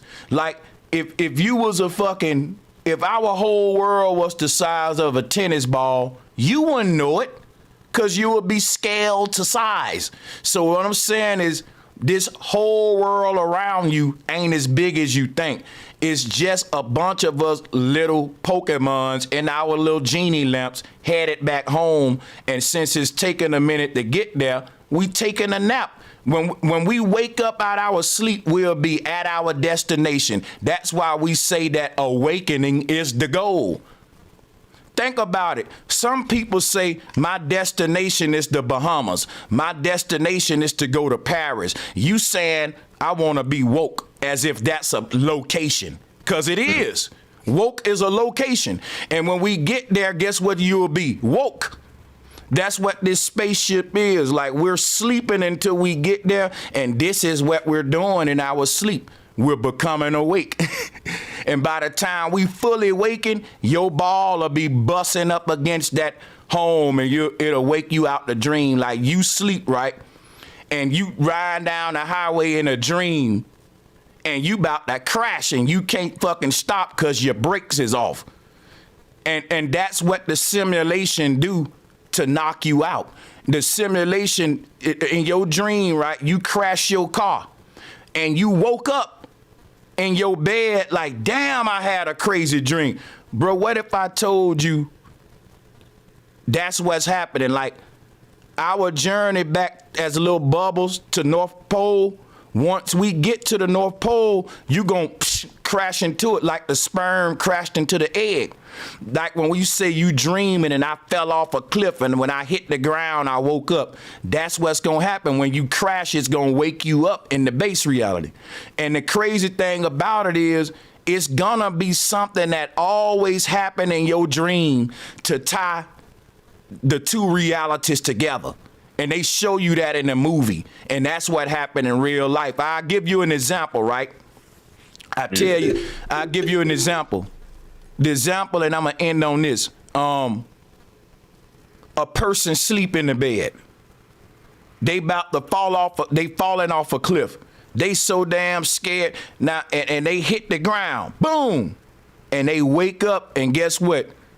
They mama was hitting them in the face with a pillow, saying, boy, get ready for school. So soon as you hit the ground, your mama pillow hit your face. How did the world know to sync up them actions at the same time? That's what I'm telling you. Life and death is one action tied together. It's one action tied together. So when you die, however you died, that's just an illusion. You're waking up from a dream. Like some people say, I was drowning in a dream, and when I woke up, man, I was covered in cold sweats and I was drenching in water. Like, so, you know, it'll be tied in together. Like a person will be like, well, it is crazy how the psyche is, because what happened right there, Sanchez. I didn't want you to run too far past that one. So my question to you is, do you think that some of us, maybe even a lot of us watching, maybe have possibly died in other parallel timelines, and we just continued living in this one because that's what our destiny was? It wasn't meant for us to stop there. But that's what I'm saying. The way you talking is why the ancestors didn't have a concept of death. Because if you think about it, that wouldn't be death. That'll just be what? Awakening. That's why they said that death is just awakening, and it's a continuum. It's based upon the fact that, let's say right now I walk outside and get hit by a car. Y'all gonna be like, that's so fucked up, right? But what's gonna happen is, when I get hit by that car, the moment I die, I'm gonna wake up in my bed in a higher reality, telling that dream to some people there. Like, yo, this life gonna be just like any other dream. The thing about it is, when you're in a dream, you're thinking that you're in the real world. If don't nobody walk up to you in that dream and mess with you, you'll just stay there. If nothing happened to you in the dream to wake you up, you chilling, you Gucci. You don't know you got a whole nother reality where you sleep at. Real quick, I want to say this. I want to say that I have experienced. I used to drive a sweeper truck late at night, all night long. I was sweeping the streets. And basically, I would be sleepy during these times. And one or two times I fell asleep at the wheel. I woke up into oncoming traffic. And from my perspective, I just swerved back into the right lane and continue going. Yep. But I've always wondered, could it be possible that I, in another timeline, You died. That was it, and I just woke up into this timeline. And don't you know they got several movies doing that? And in one of the movies, the dude crashes his car and some shit, same shit you saying, and he was like, "Whoa, that's close." But then they switched the scenes and show that he did die. They was burying him in there, and he didn't know it. And it took, you know what? The first movie actually that they did like that was a classic. That was Ghost, wasn't it? Cause he got knocked out his body with Whoopi Goldberg, and he didn't even know he was dead. He was like, "Oh shit!" Then he had to realize, "Oh damn, I'm dead." You know. I don't know, but that one wasn't that good because they didn't know a lot about transition, and that was an early movie. This new shit though, oh man, this new shit got it right. They getting it right in this new shit. Like that was always something that perplexed me. Like you ever see the movie The People Under the Stairs? Yeah. Where they thought that they had a haunting in their house, but it turned out that they was the ghost. And they been dead the whole time. See what I'm saying? So you just killed me in my teeth. Peace and love. Peace and love, sis. Peace and love to the panel. Peace and love, my brother Retton. And hey, Trucker Trade, welcome back to everybody in the chat room as well. I see y'all. Let me show some love. Shout out to United with Earth's Energy for becoming a new member, man. Let's drop a bomb. Much love, yo. Thank you for your membership, bro. Shout out to Facts Truth. He said, appreciate this series, bro. Cracking major codes, man. Appreciate it. Say, I am AOW 2020 electricity and magnetism. All right, man. Much love. Appreciate that. Rom Ham, thank you for that donation. And to everybody in the chat room, appreciate all of the love and support. You can get my documentary that's breaking down a lot of this time travel and stuff like that. I pinned the link to the top of the chat. Everybody that got one so far been emailing me like, yo, this is fucking dope. I ain't gonna lie though.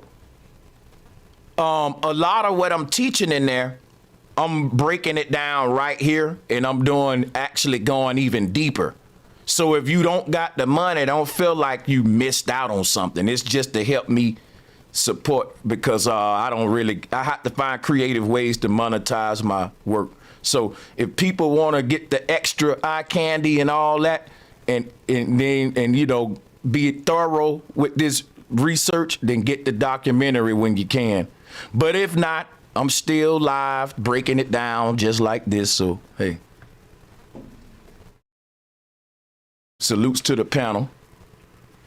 Yeah, I never just put out a documentary and say, well, I'm not talking about that. If you want it, you got to buy the documentary. Nah, I'm going to still teach the shit, you know, But yeah, I'm going to see if anybody else want to share the mic with me because I kind of feel like I've been hogging the mic a bit. I want to make sure I get everybody in. Salutes to the panel. Because I know I can talk, man. Y'all leave that bitch open, though. I'm going to keep talking. I ain't going to lie now. I'm going to keep talking now. Yeah, what's good, AK? Man, let's see you. All right, I'm gonna let more people on. I want to make sure I get everybody in. Salutes to the panel. Yeah, I'll keep talking. That ain't no problem for a nigga like me. Y'all leave that bitch open though, but keep talking. Who is that? Hey, Reek, what up, boy? Yeah, what's my guy? Can you hear me? Loud and clear. Welcome back, bro. Y'all hear that echo? Do y'all in the background? Yeah. All right, let me cut that off. Keep talking. That ain't no problem. My boy Sanchez, though. What's up, my guy? Hell yeah, baby. You already know it. Hey, man, bro. You see what we on. I know, and you know I don't be on here that much, but you always keep in mind that I'm watching, and I got it on in the barbershop. I just want you to keep that in mind. Hey, If you don't bro, see me on the Zoom, it's definitely being projected for real. I know you got it on you at all times, like them niggas All say with them time, straps, nigga. all time. You know what? He got it on, I nigga. was about to get FMFP tatted on my wrist. All No right. cap.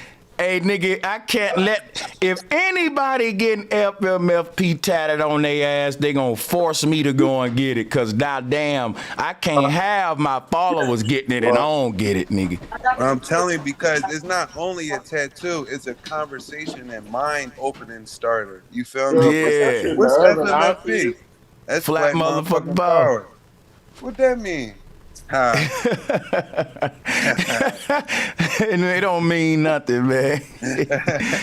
You feel like it's like today in the barbershop, we were talking about the golden ratio. You won't And even notice the difference once we put our little crank shit on that top. shit is in everything. And when you really study the sacred geometry, or it's where you ain't even got to call it sacred. I call it the blueprint of life. If you study that, you'll see everything. Like, oh my God, connect so much stuff. Like, and I know you can dive deep on that. Like, Yeah, man, let's do it. Hell yeah. you ever hear the white boy Randall Carson? Nah. You know Graham Hancock? Now, Graham Hancock sound familiar, but I haven't done no research or work with him. But that name He's the sound white familiar. guy, right? He's the white guy that be studying the ancient sites, and he be saying that it's really 12,000 years old. Like, he don't like the Egyptologists, but he's like, he got a Netflix series too, or just came out, called Ancient Apocalypse, and he goes to like 8 sites where he breaking down like what these sites really was and how the pyramid is and all that. But Randall Carson is one of his people that he worked with, and he break down the fucking sacred geometry shapes and the golden ratio, and he put it together so good. Like, I'm telling you, this white boy nice. I'm gonna check him out, man. Cause I've heard that name, and he's like, when you say white boy, let me just be clear. He's like an older, like OG cat who's been around. Exactly. Like, yeah, I think because I've been hearing him even before I was doing this shit. I think I've been hearing his name. Yeah. He was one of them eye opener ones. Like, for real, my top 3 is you, Brother Panic. No, I would say that's my only 2. You and Brother Panic, because y'all talk metaphysically. And y'all know, and RIP Brother Panic. Man, yo. Man, that shit made me cry. No cat. Like, but y'all too, man, yo, when I tell y'all an angel in disguise, my nigga, bro, you've been manifested at the right time, at the perfect time. The perfect time. Like, and I always, people always telling me this, bro. Your voice is, they always like, I don't like the way you talk, but that make you stand out, bro. I know your voice from a fucking mile away. That's Sanchez. You feel me? And that's a statement to me, because that's different, unique. You feel me? Like, and the way you break down this shit, nigga, your fucking synchronicity, dog. Like, bro, you're amazing. I just gotta keep giving you your flowers when I get on here. Like a damn fool. I wanted to say this, Sanchez. Sanchez, could you go in on the black hole sun? Yeah. Yeah, I want to pull up the symbol for it. You know me. Black hole sun. Graham Hancock is the one Jason Braziers don't like. He says he can prove Graham Hancock is taking a lot of information. Wait. Jason Braziers got some against Graham Hancock when he's fucking promoting nothing but Freemasons and shields. And I fell out with him about that.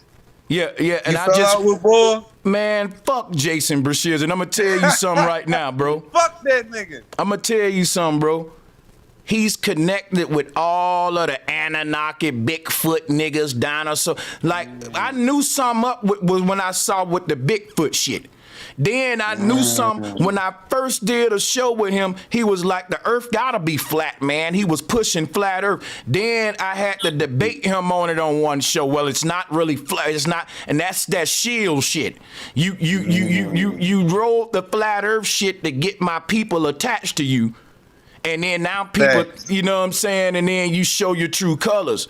So, yeah, man, because if you was a real flat earther, you would be really having content, waking folks up, helping us battle NASA, and you got that big following with all that influence, and you talking about Bigfoot and fucking Phoenix phenomenon and a bunch of Great Pyramids bullshit.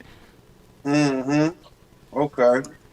Yeah, he tried to double talk and try to say the earth ain't flat. Why does it matter if it's a simulation? It doesn't matter if it's a simulation. But you trying to change the word now. Yeah. The nigga got mad at me because I was like, ain't nothing great about Egypt or the Great Pyramid. And that's why, and guess what I do? When I think a nigga is a agent, guess what I do to see if he an agent? I poke at Egypt. See, I'm gonna tell you something. All these agents, if I've studied them, dog, I've done this for years. All agents have to glorify Egypt because the lie that they're selling originates there. Right. So I can simplify your ass when you show up and you like, man, you know, the Egyptians was this, Egyptians was that. You sound like the Bible said, Christ, Egyptian. So my thing is, the people that's talking about myself, the knowledge of self, the central nervous system, who we are, our souls, them the woke folks. The folks that keep talking about some dead old pharaoh, they worshiping the devil. The pharaoh's the one trapped them damn dummies. Right. They worshiping a deity, a demigod. Yeah, the demigods of the simulation. That's why they all kings and queens. They run this bitch. All of the people in power, they ain't even human. And you people talk, we come from kings and queens. Nigga, the kings and queens is the archons, them the AI. In a matrix, all of the people in power are just the dudes in the black suit, but they can shapeshift and they can turn into anybody. So how you feel about that world arcasy map? Where they got the pyramid stack and they got the entertainment and then they go all the way up to off-world shit. You ever seen that map before? What it's called?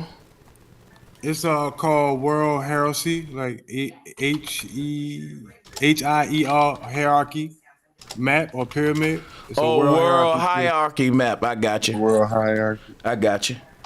And then they got the deep state hierarchy map. It's like right there. There you go, right there. To the right, yep, third one. And it got Netflix, it got all the societies on it, and then that shit crazy. Ah, that's crazy. And they be trying to break it down and act like they know everything about it. Try to break it. You go, it got all the they got societies Satan. on it. They got Satan. He ain't even all the way up at the top. You got Netflix, entertainment, the sports. Now guess what? Now guess what, y'all? I'm finna tell you some real shit. I'm glad you put this up, right? Here go our world down here. Let's go down. This is where we are. This is hell. Now, remember I'm finna fuck you up. Ratchet boy, you all, goddamn, bro. You shouldn't have showed me this. You shouldn't have showed me this, man. You know how I rock with you, brother. You know how I rock with you, brother. It's all you know I'm gonna keep one in the chamber, man. Bro, watch this, right? Watch this shit. You know when they say you gotta rise through the ranks? Now, in the Truman Show, this nigga made it out the Matrix. Like in the Freemason Brotherhood, they do all these hazing rituals, but when you make it to the top, it's like a gang when they beat the shit out of you to jump you in. But when it's over, everybody hugging you, man. You get to wear the colors now. You get, it's like making it through boot camp. But my thing is this, him climbing them steps right there. Watch this, y'all. I just peeped some. I'm finna go so deep. This Freemasonic, he climbing the steps of Freemasonry. But look, these the steps to heaven. But when we get to heaven and meet God, just like Jim Carrey in the Truman Show when he went in that door to talk to, I forgot that other white actor name who played in there, but he was God in the movie. And And that backwards Kango. Yeah. So that's what it is. Like when we finally rise up this that's what I'm saying. Down here in the bottom world, our bodies are owned by the corporations, big tech, big pharma, all that, which is why the corporations are constantly pumping the chemicals into these avatars, GMO this, GMO that, GMO this. This the corporate world, which means the corpse, the dead people is under the ground at the bottom, corporate world. Damn. So watch this, right? Watch this, right? All of the people that run this underworld, they're projecting themselves from higher realms. So what I'm saying is, you got Freemasons, right? That we think died and all that and passed away, but they didn't die. They just beamed themselves up. What I'm telling you is, this is a theory, right? I'm telling you that the high-ranking Freemasons are projecting themselves from this world into our world. And the Vatican and Pope, they projected themselves from way up here. Like these archons, they're projecting themselves into our world from alternate universes. But they keeping us trapped in this one little universe. But they in some other alternate layer of reality, and they only come in here to govern they slaves. But they go back to these little realities and shit like that. And so the Nazis was talking about how you can create an energy field, go inside of that energy field, spend 30 minutes and come out and 30 hours did pass. So they was into that kind of stuff. And science is going into that now, proving that time slows down in an electromagnetic energy field, in a torus field. That's proven. So when we talk about time travel, it's basically manipulating time as not so much as traveling through it. You know what I'm saying? So if you can create this energy field, spend a day in it, but come out and a year done pass, you can be young, you can reverse aging, you can, like a lot of these gods we worship, they say that they can promise you youth forever. And you can travel throughout the ages. This is what Jesus was saying. They were speaking like they had the technology back then that our scientists just getting now. So I do believe there are alternate realities. And I think that a lot of people on this earth, they don't just live on this earth. They live into many different realities at one. And they beam in and out of different avatars and stuff. And this is the ability that we will get once we become lucid. But what this showed me is that, like, I heard Seven Boma say that the Vatican exists in a pocket of reality that's just beyond the physical spectrum. So they able to get a glimpse into the future. The Vatican is saying, because they got, they still got a lot of this ancient technology and stuff. But I do think there's pockets of reality, and the people that, it's possible for you to leave your body right now and go to another universe, like a dream, and we do when we dream, and partake into an alternate reality.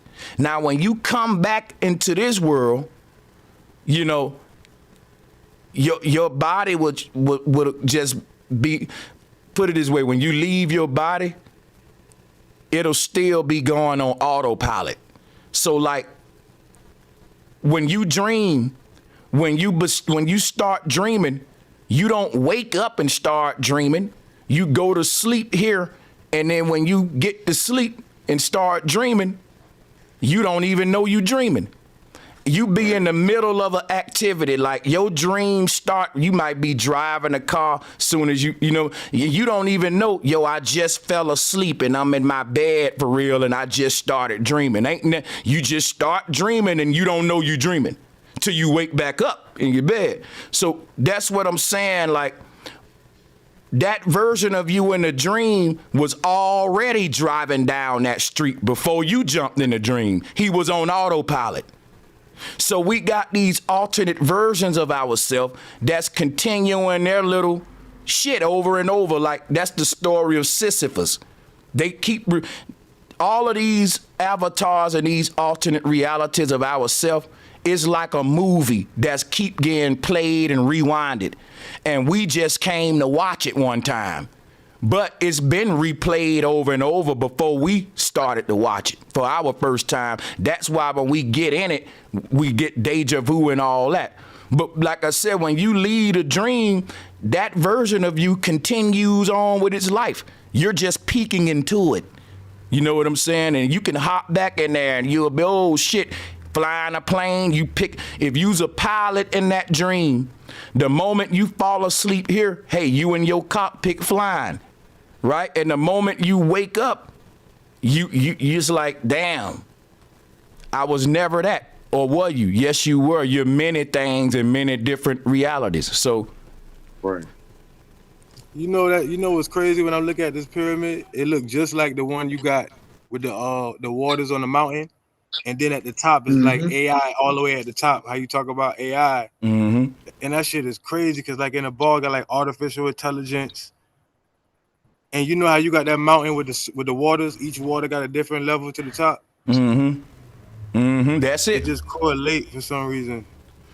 And that's what I'm saying. I think that this whole thing is like a step through the ranks, and that everybody start off in this bottom box, and that the Freemasons and all these secret societies, what their job is to be the aggressors in the game. In other words, it can't be easy to make it out.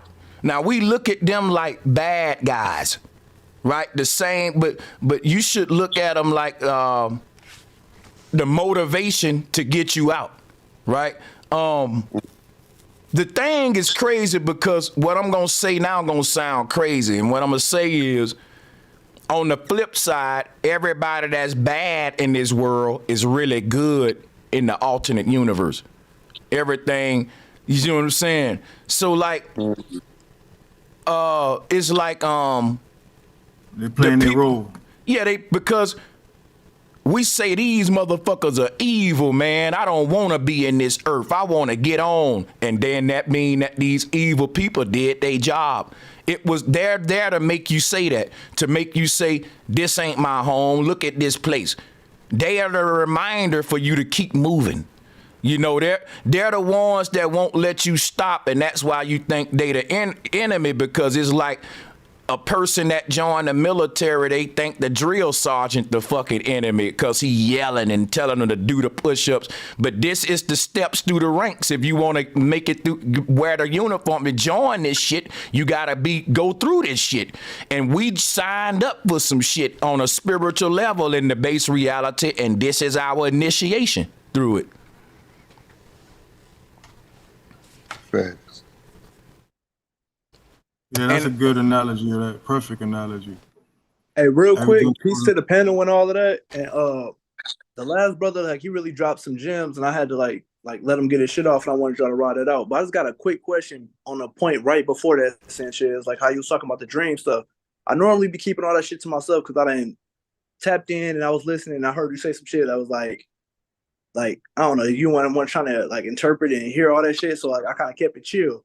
But like I've been like deep on some dream shit, and after building and all that, like long story short, like a couple nights ago, like I had a dream, whatever. Like I always dream lucid. But, oh shit, okay. I always dream lucid, and then like, but last night, the night before last, like I was there, and I realized it, and I was like, okay, I'm gonna try to do something right. And I told them, everybody that was around me, like it was a whole thing, but I'm not gonna get into it. But it's like I told them, like, yo, I'm from 2024, blah blah blah, all this other shit, and they was laughing at me like it was like it was a joke. But like what you said about like shit being on autopilot and you just popping in for a peek or some shit, like that made a whole lot of sense. But like I really tried to change something. So my question is, how do we align all of those peaks? Like whenever we peeking into some other shit, how do we align ourselves to one? Like on that, like how you always bring up what's buddy name? Just Jet Li, the one shit, like how he was killing his people to take their energy to be the one.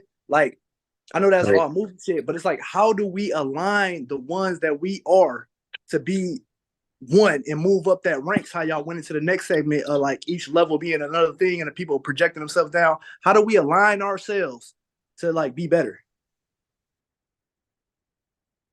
How do we align ourselves to be better? I think what he's trying to say, Sanchez, is how do we anchor ourselves to these other realities for longer times and maintain the same knowledge like he was trying to. Kind of what you're saying. You're right, bro. I feel you. I ain't trying to cut you off, but you're right. Yeah, what break I'm saying, it down. Like, I realized I said it wrong. What I'm asking is the other parts of ourselves that we can peek into, how do we make them all be unified? That's what we're doing right now. See, the thing is this, right? Good question. What separated each of them versions, which all of them got a script, like a script that they plan out. Reality is like a film reel. When we say it's real, R-E-E-L. Each of these universes, your avatar got a pre-written script. It's just gonna stick to that script, and when the script over, that world will implode and explode. It'll reset itself. And what'll happen is you will start as a baby again and keep doing that forever and ever and ever and ever and ever. It'll never stop. Only thing that'll stop is you as the hamster. You won't get off the wheel. So the thing is, how do you sync them all together?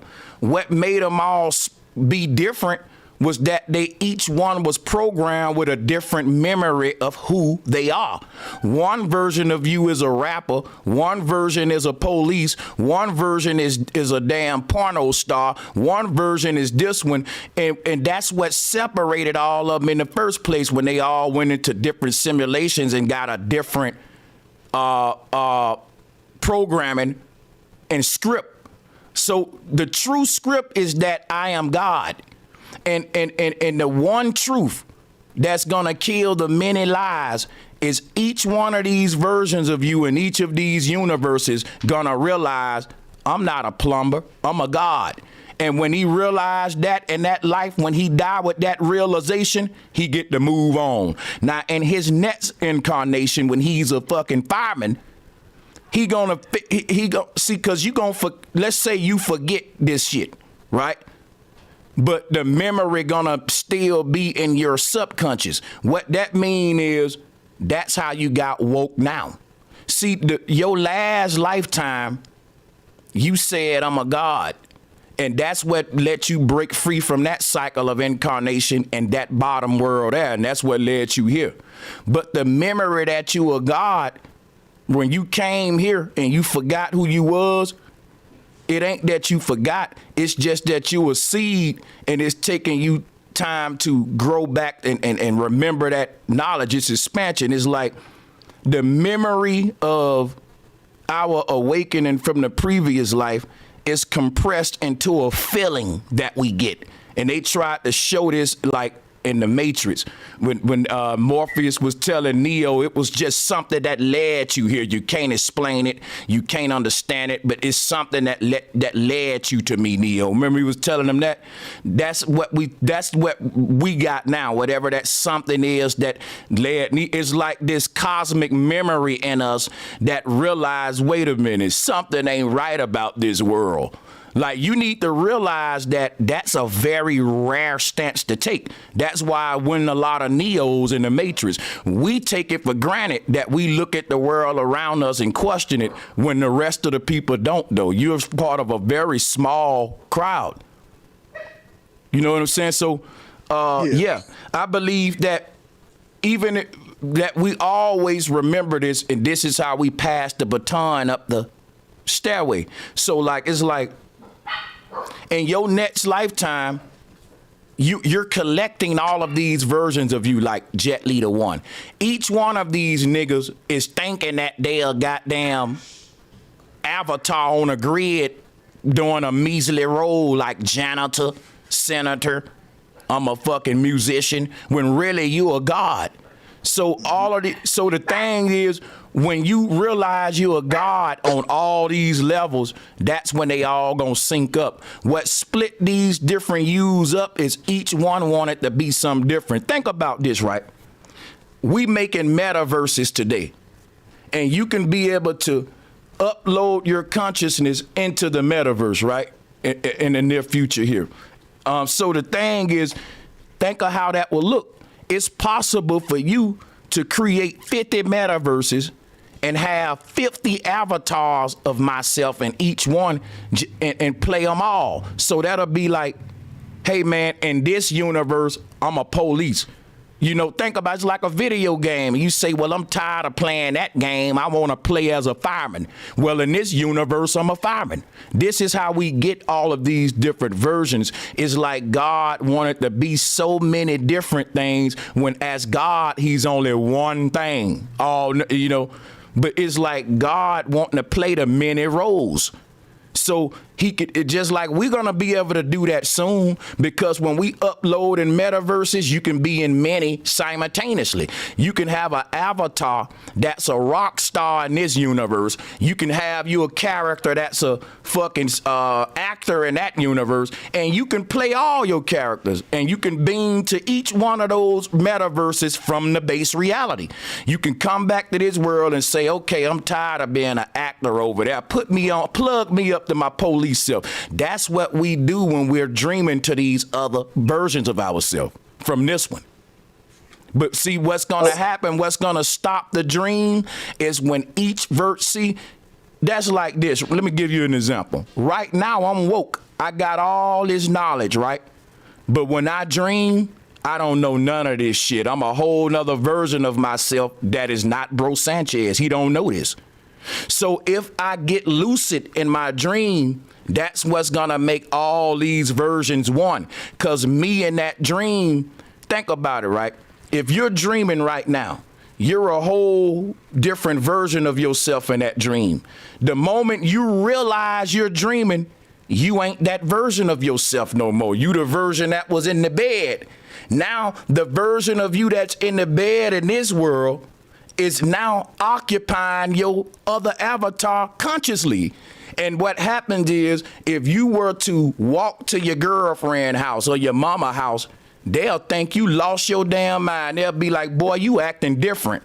Because in that world, you're not the dude who in the bed. Now, they're going to be like, you lost your mind, but really you found your mind. It's just that everything is backwards. It's in reverse in the matrix. You know. Okay. Thank you for that. That like you shed it more than light. Like you made me understand things a whole lot. So basically, I just want to make sure. So basically, just the consciousness awareness that I'm in right now, just ride this shit out, understand everything I understood, keep it moving, and just ride this shit and just keep being better and better. And then whenever it's over, I'm gonna do even better in the next space, and I'm gonna help that motherfucker get his shit together. And then I'm gonna do the next thing in the next space and help his ass get that shit together. Watch this, right? Each of your avatars is like, think if you was rich and you got all of these fancy cars, but you got a car parked in Paris, a car parked in Tokyo, you got one of your cars parked in Bama, one in Brooklyn, and you like, I gotta bring all of my cars to my main house. Now you got to do a damn world tour, get and going to collect those vehicles, and when you get in each one of those cars, you're gonna head in the same direction. Whereas, so my thing is like, imagine each one of your alternate versions, and it is a different vehicle for your soul. And us returning home is you taking this vehicle that you in now and driving it home. That's called living out a lifetime and dying, living and dying. Once you drive this one home, you're going to get in your next car, live out that lifetime, drive it home. These lifetimes of us, we're having a ripple effect, mean one reality gonna bleed over to the next one like a domino effect. Whatever you do in this reality is gonna play out in your next lifetime. It's just gonna play out badder and badder and badder. It's like a damn actor rehearsing a role. As he rehearse it, he get better at the role. And if you're trying to be God, but you didn't know what God was, your whole journey up this stairway is to prepare you and rehearse so that when you get to the top, you're God. You it's like you can't be a general if you weren't just a foot soldier and a private. Like you had to go through something. So, you know. Yeah, I get it. Thank you for that. That made it crystal clear. That car analogy was fucking perfect. I couldn't even thought of nothing better myself, but like, I got it. That's what's up. Appreciate you, bro. Appreciate y'all. So just like in the what's that thing, y'all? The Transformers or Power Rangers, each one come together to make the big old machine. Voltron? Yeah. That's what our higher self is. Our higher self is like Voltron, waiting to all the pieces to come together. And each piece is like a different version of the self returning home. And when all of the pieces get put together, Voltron gonna get up at the North Pole as a culmination of all the different color Power Rangers, which were the chakras, red, yellow, green, you know. So that's the same sort of thing. It's crazy they call it Voltron, dealing with the damn voltage energy. They always do that, of course. But yeah. Mighty Morphin Power Rangers, Morpheus, you know? So what the name Morpheus is basically saying, morph us, man. Transform me. Make me a new creature. Morpheus is like the Jesus to Neo. Making him a new creature. And Neo can't die because you put them out of the Matrix and shit, you know. But my thing is like, you know, Morpheus is morph us. That's all it is, morphing. Because really, if you think about it, man, a human being ain't just a human being. If you really wanted a word to define what we are, you more of a mutant. You're a unit of energy that constantly transforms to something else, and you just so happen to be a human right now. Because even these people in their science will say a fetus ain't a human, so you can kill it. That's abortion, right? You ain't a human until you see what I'm saying? So that's true though. It is not a human, but that don't mean it don't got feelings and you can kill it and stuff. Now that's why I draw the line. But a seed ain't a tree. It's a seed that need to become a tree. It can be a tree. It got the potential. But see, that's the thing right there. You know what I'm saying? We were a sperm, which is the seed of the human. We mutated, transformed to a human. This human ain't nothing but a bigger seed that's gonna transform to something else.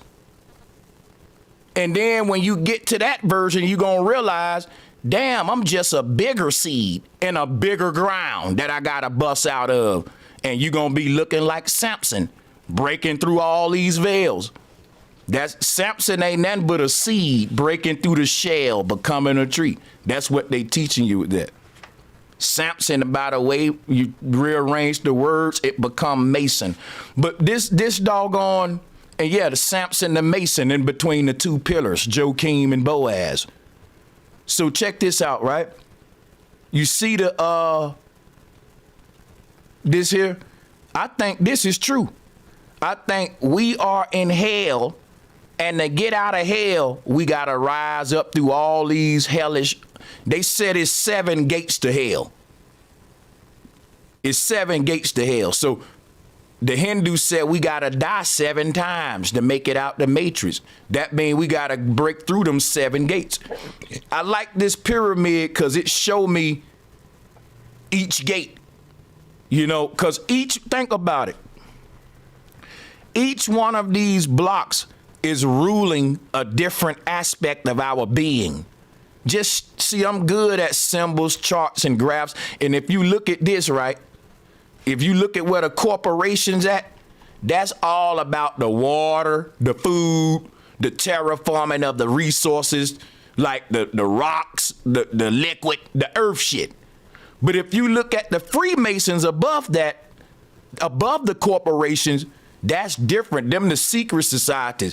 They all about controlling the minds, not necessarily the water and the resource, the physical shit, right? But now They're about controlling the mind right here. Then you move up above them, you get to the Vatican. That's controlling the spirit. That's the spirit right there. You see what I'm saying?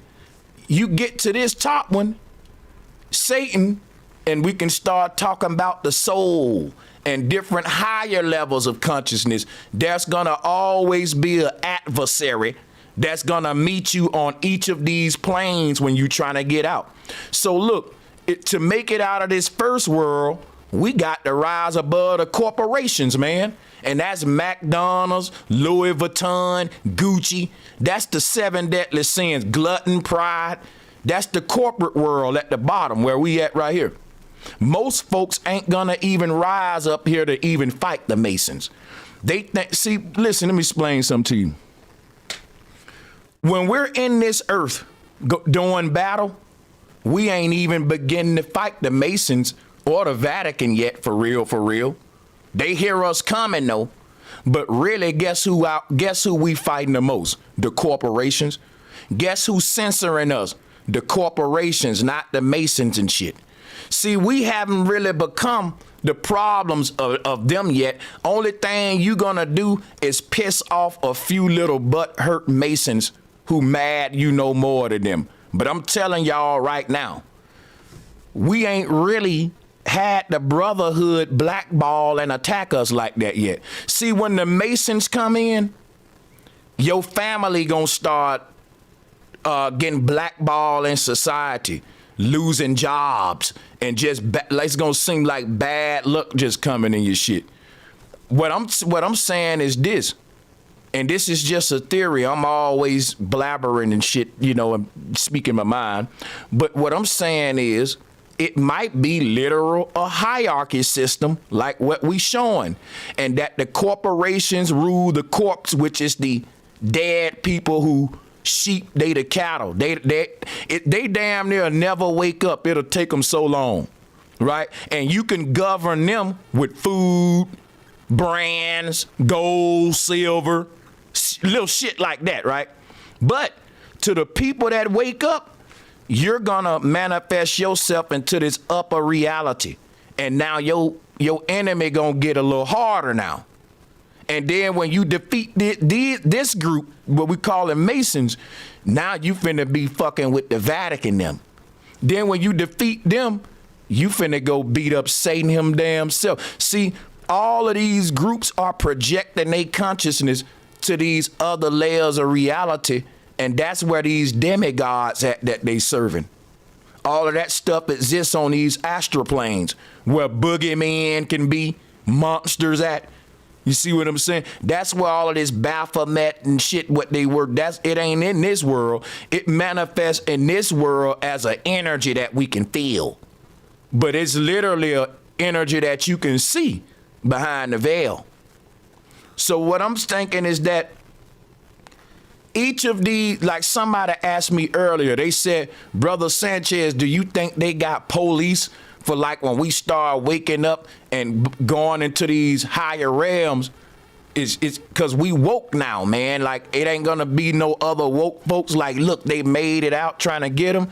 Just like in the Matrix, once you make it out the Matrix, which is this bottom world, the corporate world, and it's so crazy because in the Matrix, that's what they were saying about the corporations and all that. But check it out, right?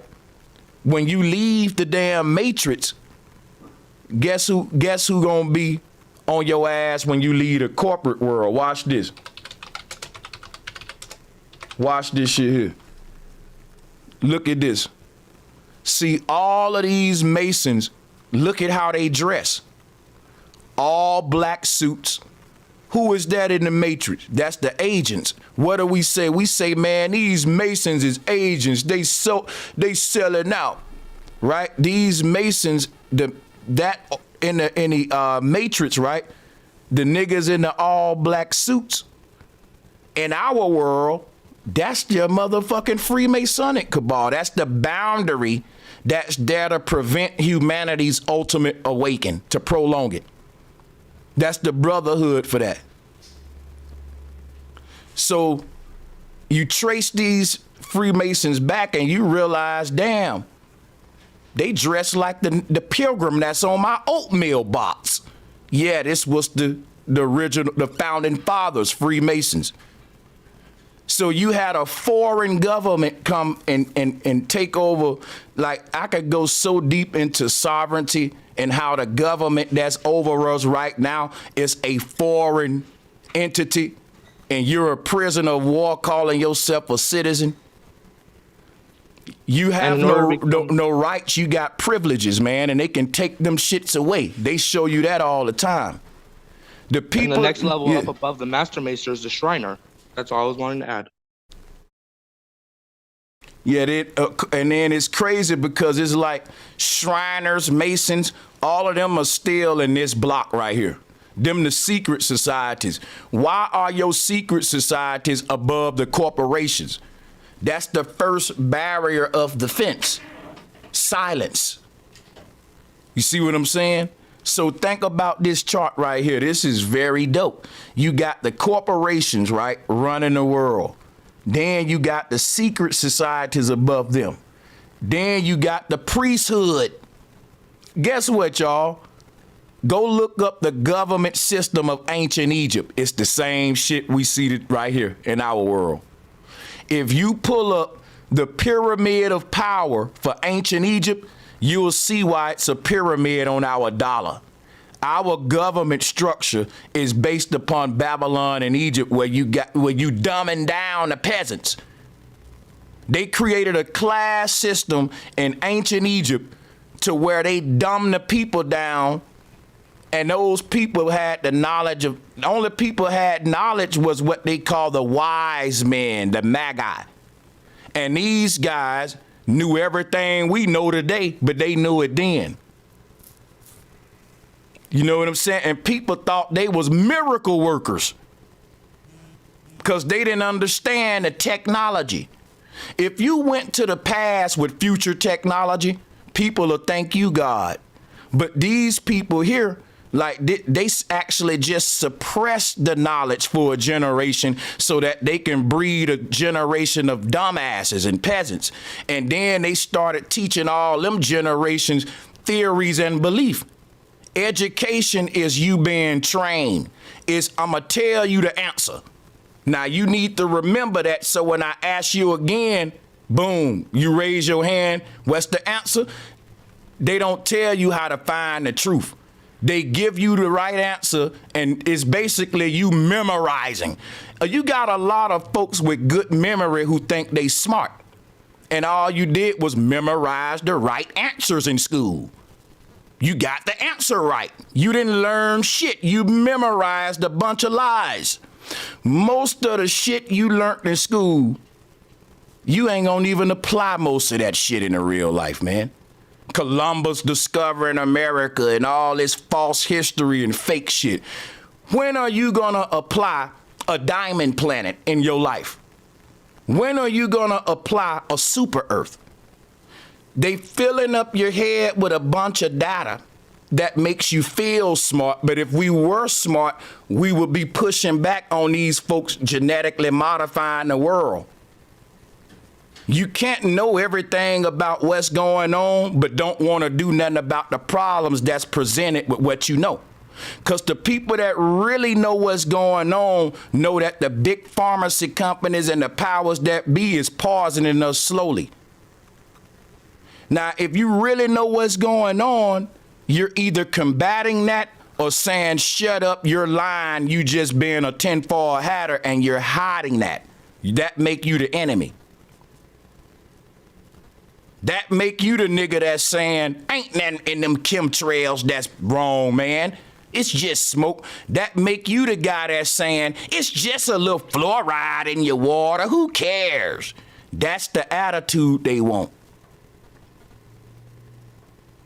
And each generation just saying, fuck it, man, they got us. And before you know it, this world ain't gonna even look, it already look different, nigga. Nigga, they can lock you up right now for offending a transsexual in certain states. They call it hate slurs. And you went from hate crimes to now you don't think freedom of speech under attack. That was a time in America you can cuss a motherfucker out and say, hey, that's my freedom of speech. You can't do that no more, buddy. Because they got everybody babies. He hurt my feelings. Go shut him up. Who hurt your feelings? Okay, I'll shut him up. And they just shut everybody up and take everybody's voice away because the baby's crying. That's why they said words shouldn't hurt you, man. But I'm all over the place. That's what y'all like for me to do anyway. But this damn... Nah, you killing it, though. You killing that pyramid shit for real. I like the way you broke that shit down because it makes sense. And it's like, is it true or is it a lie? Is it pseudo or not? Because they got all the names. Everybody you talk about, every corporation you can think about is right there in our face, right here. So is it a truth or is it a lie? This is dope. It shows you that each of these fashions of our society, from your Masons, your Jesuits, your Vaticans, even all the way up to the Baphomet, that they all worship. And listen, remember, Satan sits in this box here, and this is like when this is where the all-seeing eye. This is the part where we're leaving the physical world, or what we think is the physical world, you know, the dense. And it's like when you get to this box where Satan is at, that's when I think we literally see the energy that had all those people buying. Like we say, man, the Baphomet don't really exist. It's these little monsters and creatures. But what I'm saying is, I believe if I'm doing my theory with this box here, that when we get to this Satan box, we literally get to see all the invisible evil energies that was invisible in the bottom world. All is revealed up here. So think about this. Our world is governed by energy and motion and feelings. Like even when you put a drill song on, they say we on demon time. I like to use that example. There's a feeling that you get with R&B, with neo soul. Plato was saying all of the energy in our reality that we don't see, it actually has a form on the beyond the veil that we can see. So when we be like, I can feel love, but I can't see it unless somebody exercises it in an action. Well, in the spiritual realm, you can literally see these energies flowing and moving around people. And so when a person say, yeah, nigga, I'm on that drill energy, I'm on this energy, it will literally look like some sort of auric or form, some field around them on a spiritual level. So like if you opened up your spiritual eyes, if you went to a fucking, let's say a Lil Yeet show, you will see all them people at that show. They got a similar haze over their aura, like this same sort of color and tone. And they say your vibe attract your tribe. Then you go over here to a damn Luther Vandross concert. You see different colors, different speed that the aura is moving. And you see these group of old heads and they auras is moving, you know, at a calm speed with different colors, right? All looking similar. Like all of this is energy. We can't see it from this realm, but we feel it. But it has a visual manifestation beyond our veil. And that's what I'm thinking like Satan is. We don't see evil or what we call in Satan here. But I think that these beings manifest in the astral realm. You know, the realm that we go to when we dreaming of monsters. You know, when you was a child and you had them dreams of that ugly ass monster and stuff. Things that can exist in this, they can manifest in this realm. So if you study psychology, right? Psychologists would tell you, a lot of them would tell you that the creatures in your dream or the monsters in your dream are are real life issues manifesting themselves as a form in your astral realm. So let's say you seeing a boogeyman in your damn dream. That can be an addiction. So what I was reading on a website is that our minds are so interesting, that psyche, how it works, that it will try to self-correct itself by taking deep embedded traumas and turning them into something we can tangibly. It'll be like me saying, okay, I got a cigarette addiction, right? How do I beat it up, destroy it? What if I can draw a picture of a cigarette on a paper, burn it up, and that got rid of my addiction? What if the paper represented my cigarette addiction, and me cutting the paper up, it was just that easy to break my addiction?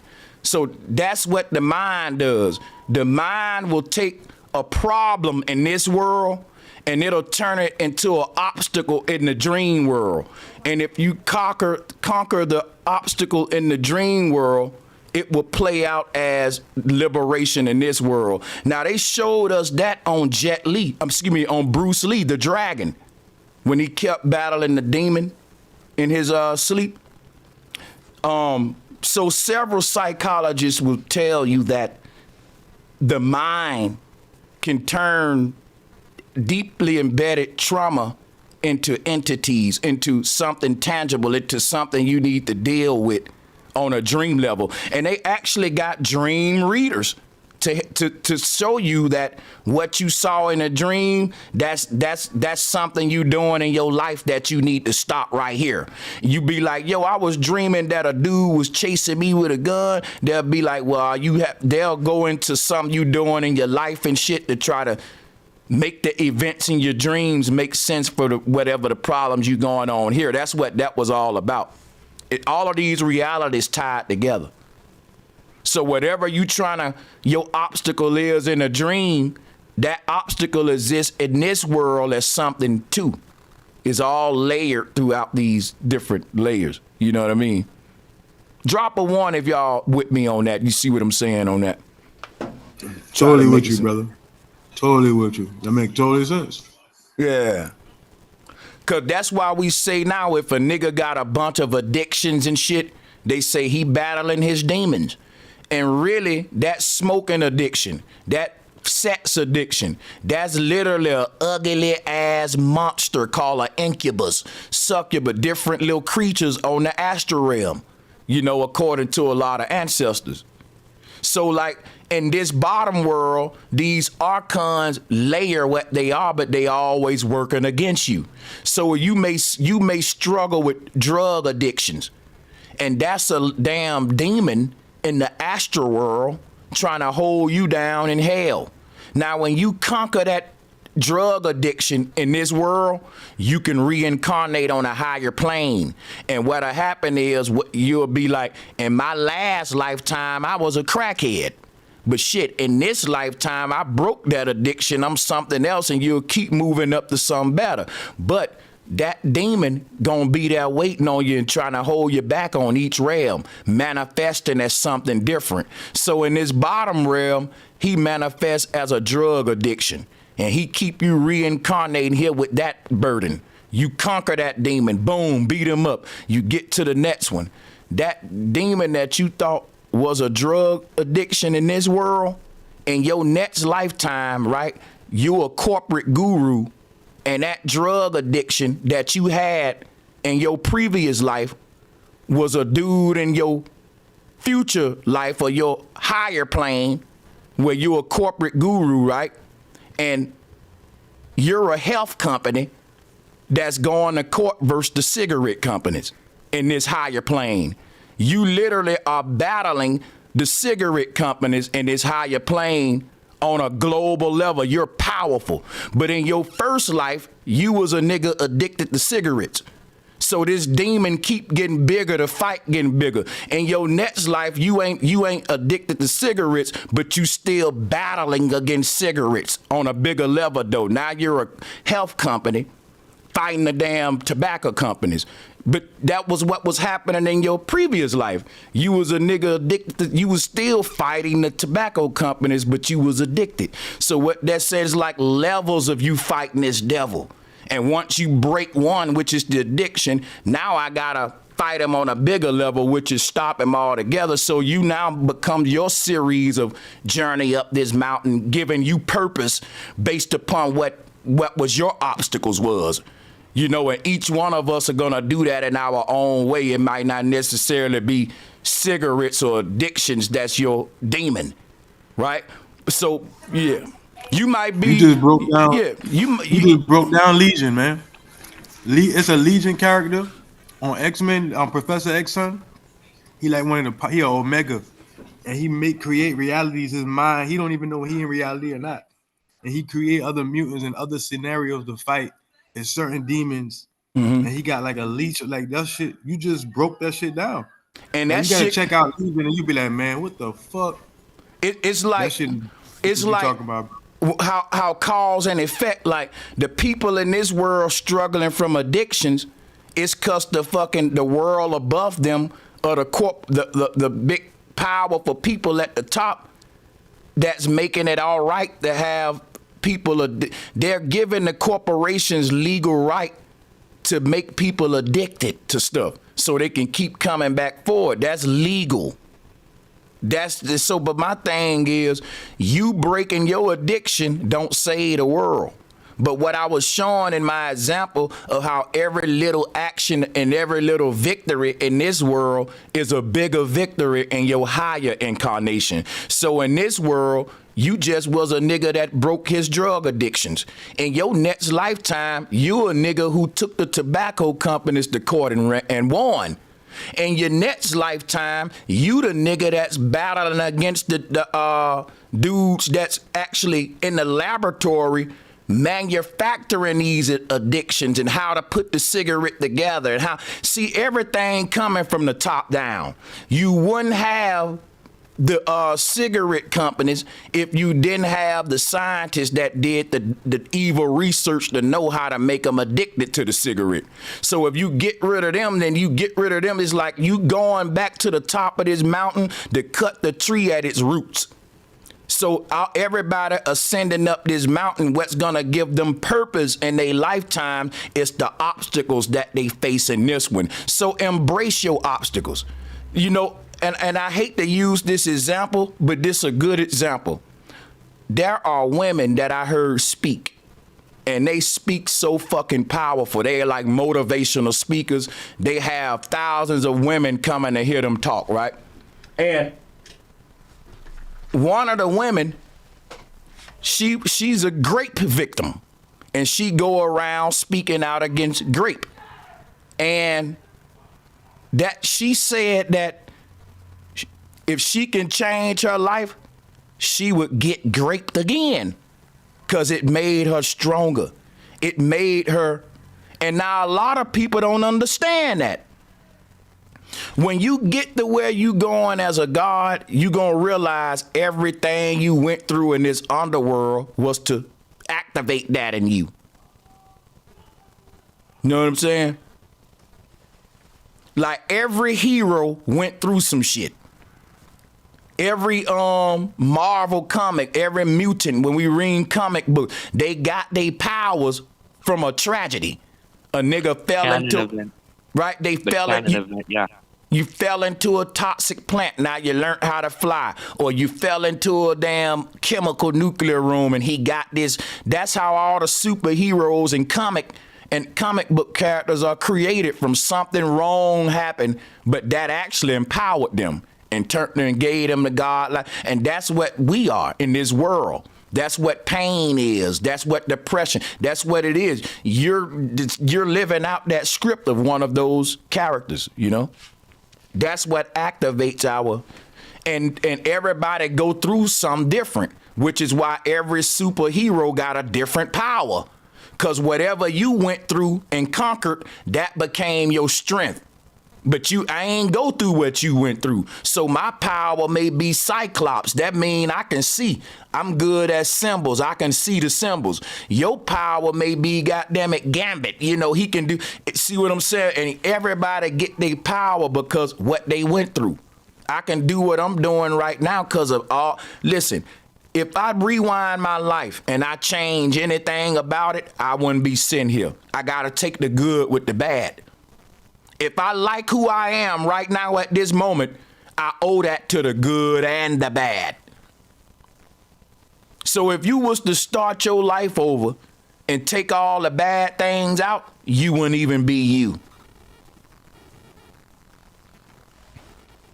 So, you know, it's the good and the bad that made us who we are, not just the good shit we went through. When I got my 2 fingertips cut off in that lawnmower, I had a new kind of humility for people with missing limbs. I've been walking by people with missing limbs my whole life and just ignoring it. Another dude with his arm off. My friend daddy had his arm off from the Vietnam War. And I just look at it, okay, man, what you saw the skull, you ignore it. Now my shit missing. Now, when I lost my fingertips, right, I remember it's this dude at our corner store. When you go in there, he bag everybody groceries. And they pay him a little money to get his wine. You know, every hood got one of them. But he's a nice dude, man. We throw him money. We take care of him, right? He had his hands chopped off. And I had been shaking his hand all of my life with my full hands. So when I got my 2 fingertips chopped off, I remember going in the store and shaking his hand with my hands missing too. And he held my hand so long and he rubbed, no homo, he rubbed my nubs. And he said, yeah, I remember when I lost mine, man. And for a moment, I felt like I was part of this fucking club that I overlooked. It was invisible to me at first until I lost my shit. But I never forget that. And it was like, I can't explain it. That moment still do something to me. Like, you know what I'm saying? Like, I remember going in there shaking that man's hand with all my hands and he didn't have them. And that day I went in there and the compassion he showed me, like, yeah, he looked at my shit like, I wish that didn't happen to you. He didn't look at it like, welcome to the club, nigga. He looked at it like he was reminiscing about when it happened to him and he relived, you know what I'm saying?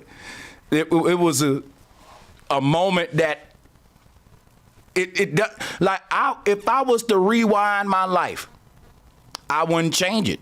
I'll get my hands cut off again just for that one moment because it done something to my soul that gave me a level of compassion for people because I was walking by people that was missing limbs my whole life. And it ain't that I was mocking them or nothing. I just didn't give a fuck. It's just another dude with a limb missing. But now I look at people with their limbs missing and I feel how that dude felt in the store. I'm like, now it makes me be more open up to and be empathetic and pay attention to other folks' problems around me. And if it takes me losing my 2 fingertips to gain that kind of attribute in my spirit, you can have them damn fingertips.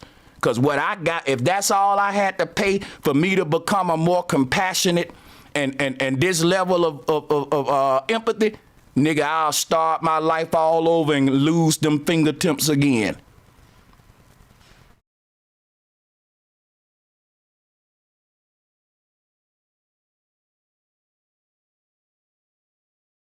I'm gonna mute my mic, guys. I'm gonna step out and smoke. Y'all can talk for a minute. Peace to the panel, man. Peace and love. How y'all feel about that pyramid? Man, this shit here. I want to be able to see the whole screen again. Oh, he stopped sharing the screen. All right, well, bring it up. Yeah, pull it up. Huh? You can pull it up? I ain't computer savvy like y'all boys. I ain't gonna lie. All you gotta do is type in World Heraldry, man. Like if you can open another screen, you can hit the share screen, but hit World Heraldry. HE. The picture is in the Zoom chat also. I posted it. Can somebody bring the picture up? How you see that? Yeah, whoever got it, pull it up. Cause I'll be trying to share my screen. I don't know what I be doing. It's called World Hierarchy Map. Let's type in World Hierarchy. Let me see. Let me see if I can find it.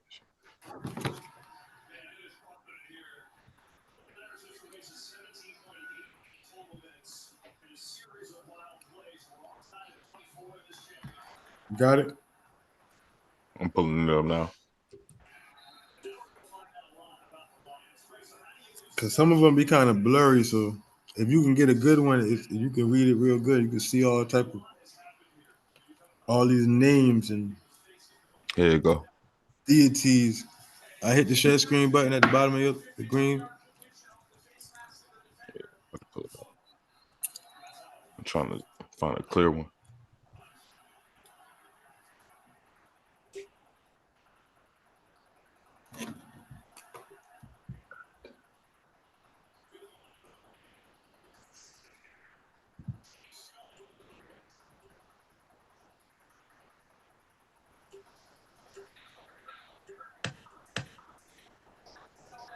Y'all see that? Yep.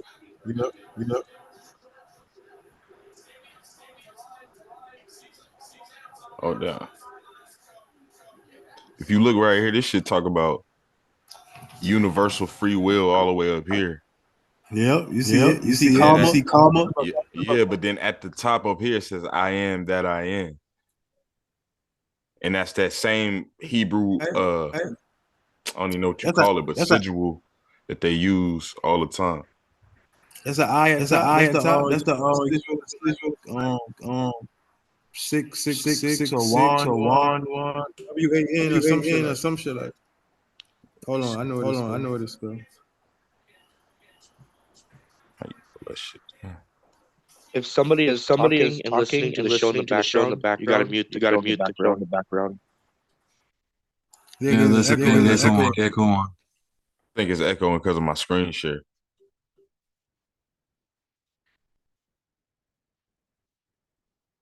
I'll mute my shit myself.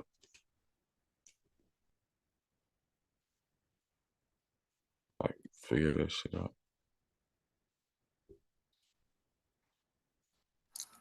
Yeah, so that Hebrew sign is VA. Oh, the echo is still here. Is that better now? Can y'all hear me? Yeah. I hear myself. I hear myself.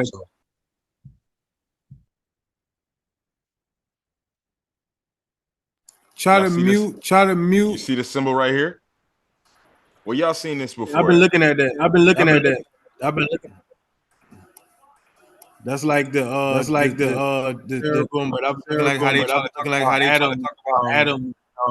The toroidal field, really. This was also in the movie. I don't know, but Thor was in the middle when he was like starting it up. Any of y'all remember that? One of the Marvel movies, and Thor had to start up the Heart of the Star. He was in the middle of one of these. I recall that. The ball in the middle of the circle, right? Yeah. It was like a craft or something? Yeah, it was like a star. So what you get from it when you see it? I mean, you know, if I just correlate it to what they said in the movie, you know, and just use my third eye, I'll say that maybe when this shit get to moving real fast, it operate like a Merkaba, like what we think a Merkaba would look like, and that's literally just what our soul is, maybe. God is great mother, Gaia. Look at the names. Seraphim, cherubim, throne. Yeah. They got Lucifer, Michael, Gabriel, Raphael, Uriel, Samuel, Haniel. Says a fuck yeah. All that. That's crazy. I don't know what to say about this. Cause it's like everything is right here. And the rankings, and this is off world right here. See what I'm saying? So that look, you see dark AI. We talk about AI, dark AI, right See that at? Program. Right under exile or in the AI. You see that? The jinns, the barriers of time and space. See? We talking about and everybody try to mute their mic. It's still really bad. Hold on.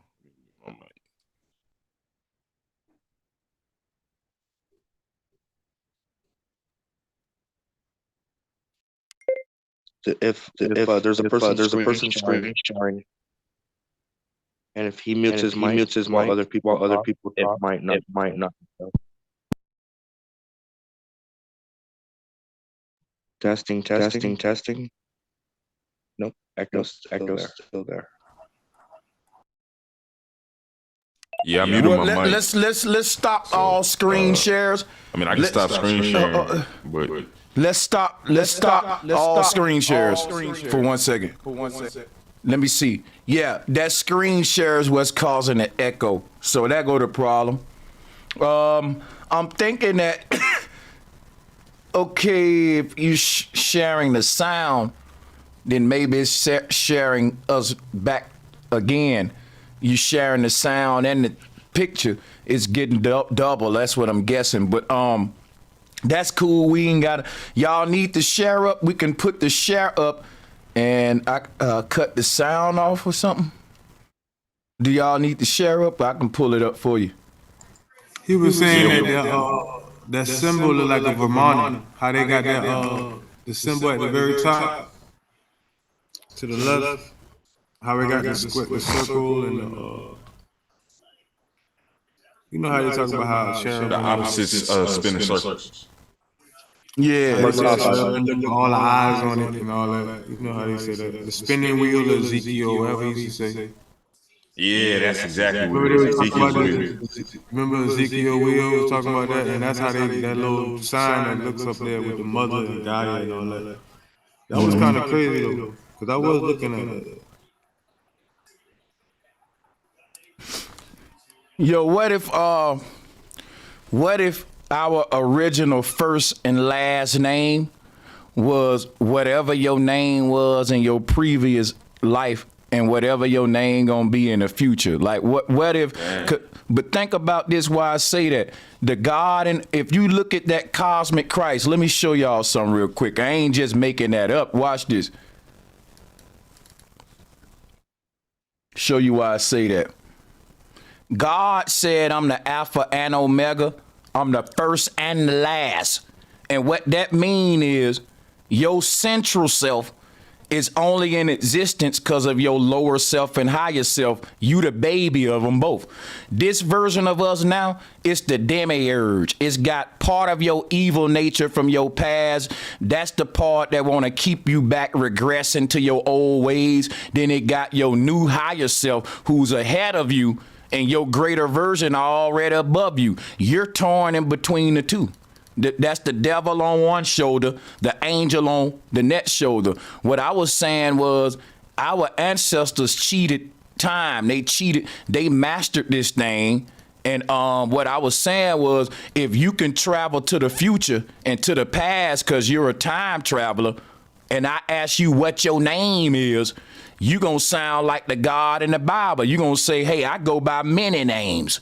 I got so many names. Like, which name you want, man? My name is this in this universe. My name is that in that universe. So guess what? If we had a world full of time travelers, right? If we had a world full of time travelers, then we would need a new naming system. Cause I'll be like, what's your name? And that nigga be there all day naming names. Cause we all interdimensional. He giving me every name cause we ain't just living on one dimension. So what we probably did was said, listen, just give me your first and last name, like what we do today. But they giving you their last name from their last life and they next name into the future, put them two together. Now that's our naming system. You get a first and last name. You know what I'm saying? Right. Oh, that's crazy. So my thing is, you got a devil on your shoulder. That's your previous incarnation.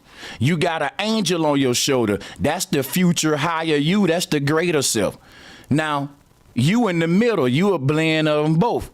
So I think the name of your devil and the name of your angel becomes your name, your first and last name. The devil is one of your names from your past life, and then that's the name of God on the right shoulder, and then the name of devil. But the Bible say it's only one of them names that you can call on and be saved, and that's the God. Not the devil, because he gonna pull you back to your old ways. See, I'm trying to make sense out of all this religion terminology with this simulation and stairway ascension up to heaven and stuff. I think I'm doing a good job with it, but I'm just saying our first and last name is based on something different today. That's your slave master name. But before we were slaves, when we was time traveler, how did we name ourselves? You know, that's probably what we would have, how we would have done it. You know, if you know, give me both names. Give me the name behind you and the name in front of you, the first one and the last one. And that's what God said. He said, I'm the first and the last. You know. That's, yeah, I get that. I get that. Like you say your name from another universe, because back in the old days they'll be like, I'm Michael from Alexandria, from Alexandria. So their last name would be where they're from. They didn't have a last name back in the day. Their last name was always the place they came from. Back when they used to say their name back in those old days. Yeah, and you know, that's just a little idea I thought of. Hey, Lubis, you supposed to be researching, ain't you? How are you in the chat room trolling and doing the research to explain how anti-gravity work on the globe at the same time, son? How about you get out of here and go do your homework before I drop the link and see how much you know? Because if you can't tell me how anti-gravity work on the globe and you in here trolling, your priorities ain't right. Get back in your room and study for your damn test, son, before I spank your ass. So he ain't write nothing down, eh? Hey, Sanchez, I wanted to ask you, I don't know if you ever touched on it, but I wanted to see, what did you think of the black hole sun? Okay, yeah, we have got off track for a minute. That's where I was gonna go. Somebody came in after you said that and it took me somewhere else. So I do remember you saying that though. Let me pull up my slides though for it. Everything y'all say, I got slides for it. So it's just a matter of pulling them. All right, black hole sun slides is right here. Let's screen share. Here's what the black hole sun is according to Sanchez research. So the black hole sun opens and closes. The black hole sun is like, it's the camera. So life is photosynthesis. Let me pull this up real quick. Because the black hole sun is what's creating this false light. Lucifer, the light bearer, that's the one, that's the light of the simulation. Like, that's keeping our light held into this construct or whatever. But that's what I'm saying. When you take a photo, it copies you. And they said that the devil was the god of repetition, of copying you, cloning you. So photosynthesis is them telling you life is basically you was copied. You're a clone. Your real self in a base reality. But let me show you something.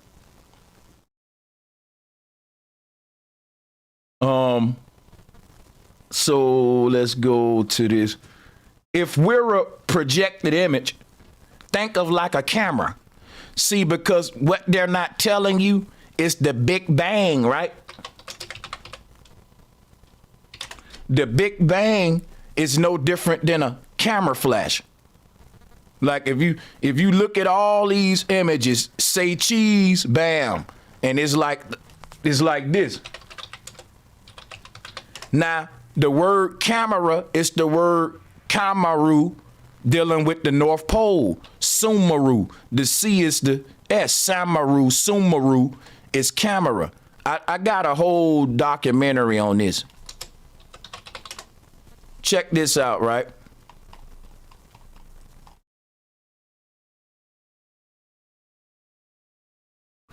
When you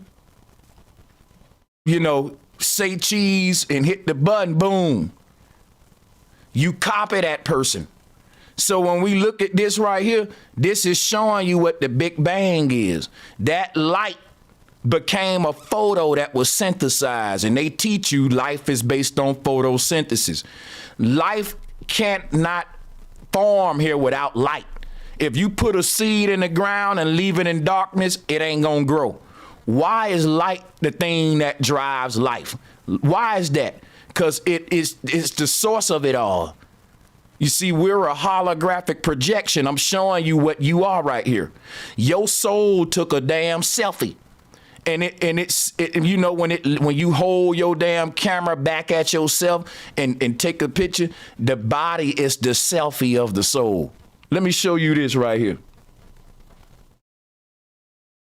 Let me show you this next one. When it come to photosynthesis, hold on. I got so many slides, bro. Check this out. Now, everybody know what the symbol of the Illuminati is. Let me show you. Here it go right here. You look through it like that. Now, you know what this is like? Think of a dude taking a picture. When a dude take a picture, he close one eye, he aim the camera like how Jay-Z hands is, and he take a picture of you. The secrets of the Illuminati is light. They illuminate you in the camera flash. See, they got everybody seeking the lights, the paparazzi, the camera flash. This is what they whole shit is about, the stars. Think about what I'm about to show you right here, right?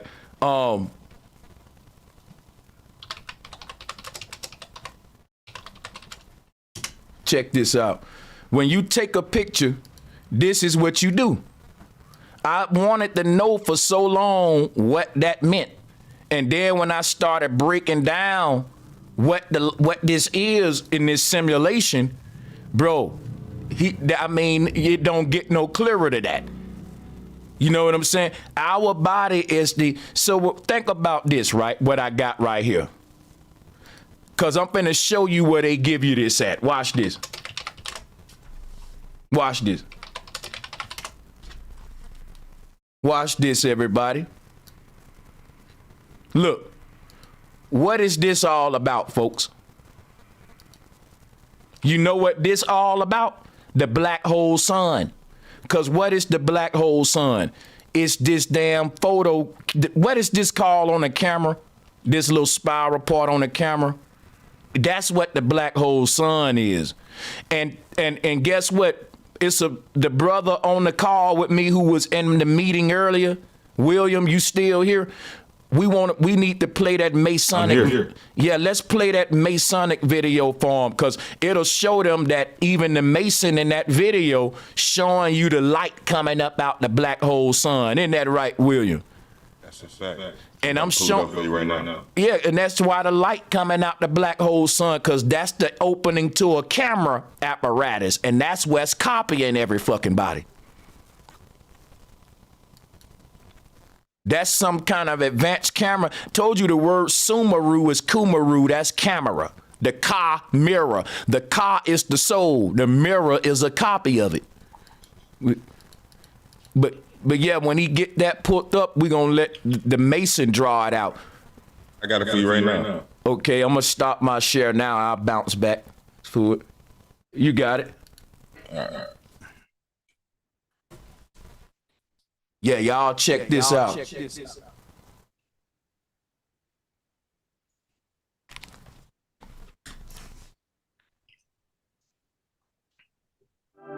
We can see how he separates the oblate spheroid with a disc that has a hole in the center.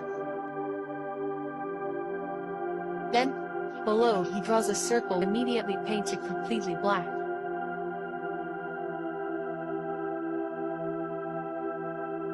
From this black circle rays come out and 3 rays pass through the hole in the center.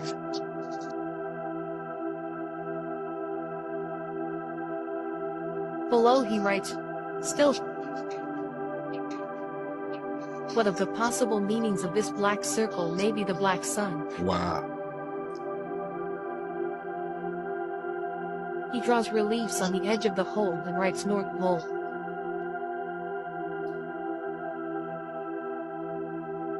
And above this hole inside what would be the celestial vault he draws a star, the polar star or Polaris.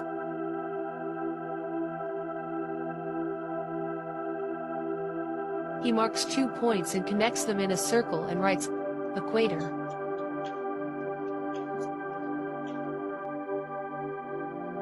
He draws 2 lines that go down from the polar star to the 2 points. The lines form a triangle. He highlights 2 of the rays coming out of the black sun and also forms a triangle but vice versa. And he writes, as above so below. It's one of the 7 principles of Hermes Trismegistus. It appears on the emerald tablet and then in the Kabbalion.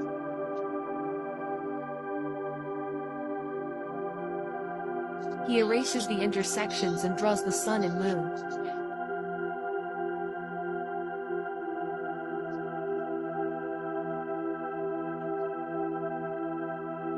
And he makes a gesture of rotation.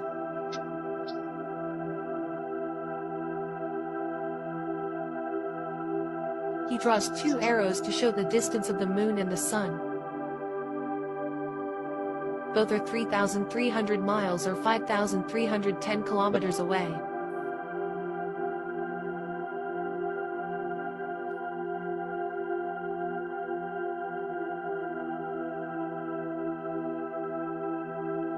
Then he measures the diameter of the sun and moon, being the same with a diameter of 32 miles or 51 kilometers.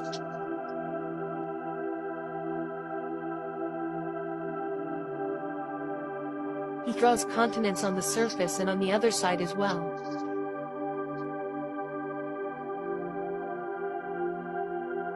He points both sides and writes, saying.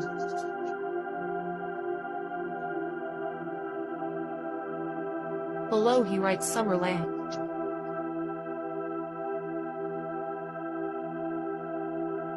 He draws rays coming out of the black sun and writes, Northern Lights. The center of the drawing is equal to the Mason symbol, which is a square and a compass.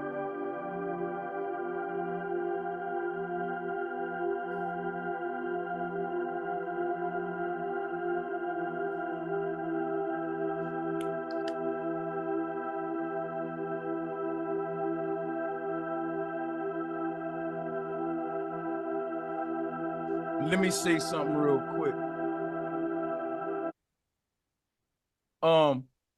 I was saying about this black hole sun, and I'm gonna skip back. Hold up. I'm gonna skip back. See what they showing on the photo is how when you get that 6-pointed star, this right here. See, you got the higher self projecting itself from a higher plane down into this earth body, and you got the lower self. Let me show you this shit. This is why they say that the earth is the battleground of Armageddon, because good and evil go on to war. But we're looking around for angels and devils instead of looking within and seeing that the battle is going on within us trying to be a good person, a bad person. Now watch this. Check this out. This is your earth, how your earthly body is formed. And we just put this up, man. It's the cosmic Christ. Look, here go my collage right here. Cosmic Christ. What is the cosmic Christ? It's the most high and the most low coming together to make Jesus. Now check that out, right? So here's another way they showed this to you. Your earth body, the reason that you ain't perfect, they say, well, you ain't perfect. You make mistakes. Guess what? We are perfect, man. They telling you ain't perfect based on their definition of what reality is. But when you know what reality is, you're perfectly designed. Guess what, yo? If you look at the sun and moon in the sky, one gets its turn to have day, one gets its turn to have night. This thing is structured with balance and polarity. So what I'm saying is that things got to take turns here. So you're one person, but your lower evil nature get to use you, and your higher self get to use you, and you can't do nothing about it. You can't say, well, I don't want a lower self. You got to have one, because that's what makes us us. You need a lower nature too. So what I'm telling y'all is this. Basically that your higher self is projecting itself from you exist in a future reality above this one. And that version of you, guess what? It already knows how to lucid dream, astral travel. It knows how to go to other universes. Y'all hear me?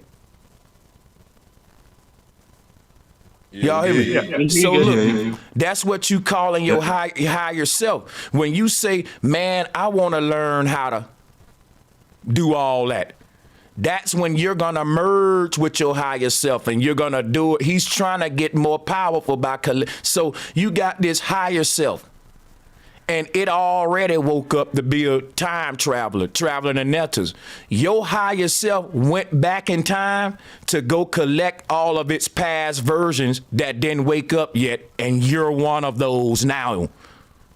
It's that feeling that you got that's making you say something wrong with the world and making you a better person. That is your higher self coming back, influencing you here. When you meet, you're going to come face to face with that higher self, like in the movie To Us. And y'all gonna merge into one. And that's when that's the version of you that you see in your mind, that you saying, I see this grand version. That's what's summoning you to be a better person. That's the highest, that's the angel on this shoulder. Now the devil, that's the one that's saying, but look at the world, oh man. Look at all that money to get. Look at all them women to have sex with. Look at all the places you haven't been. Look at that's him. And you constantly torn in between the two, left brain, right brain, instinct, intuition, high self, low self. But we're on a path of ascension, meaning that we're gonna freaking always the angel gonna win. So the thing is this right here.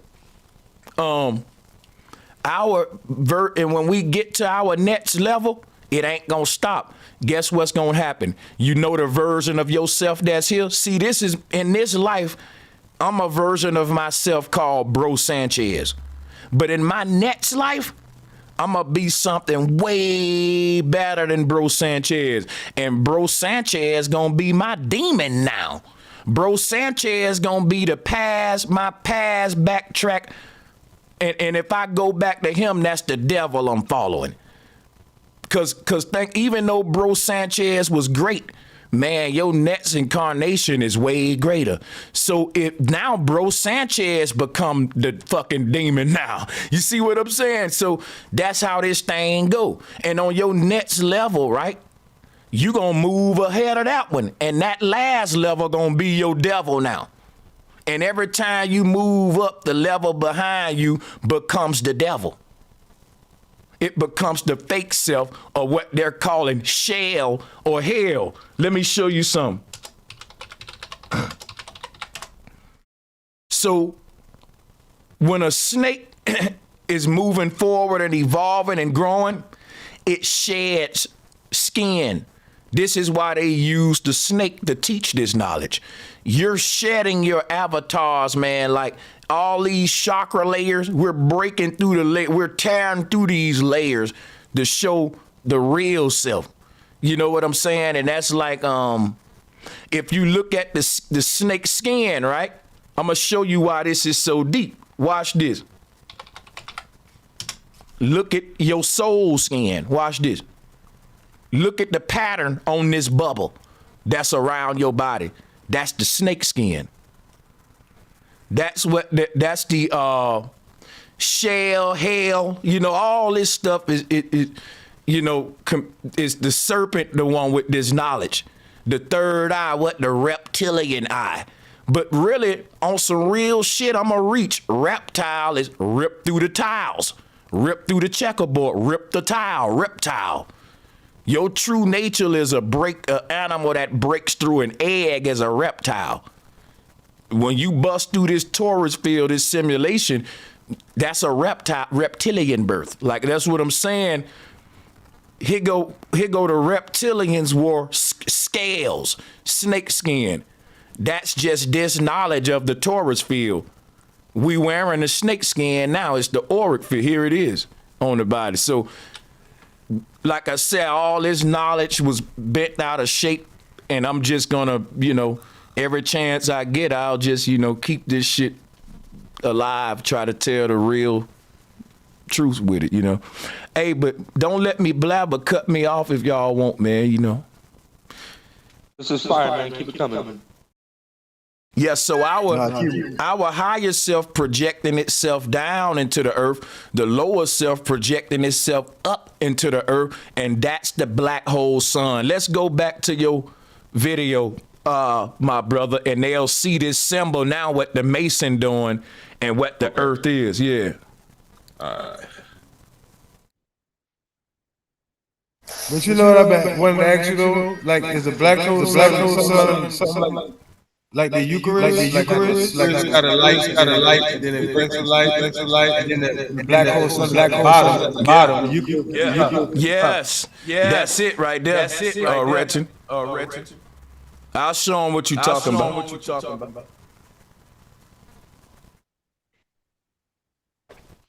Let me turn the audio. He makes signs explaining that the sun doesn't light up the moon. Who does it is the black sun.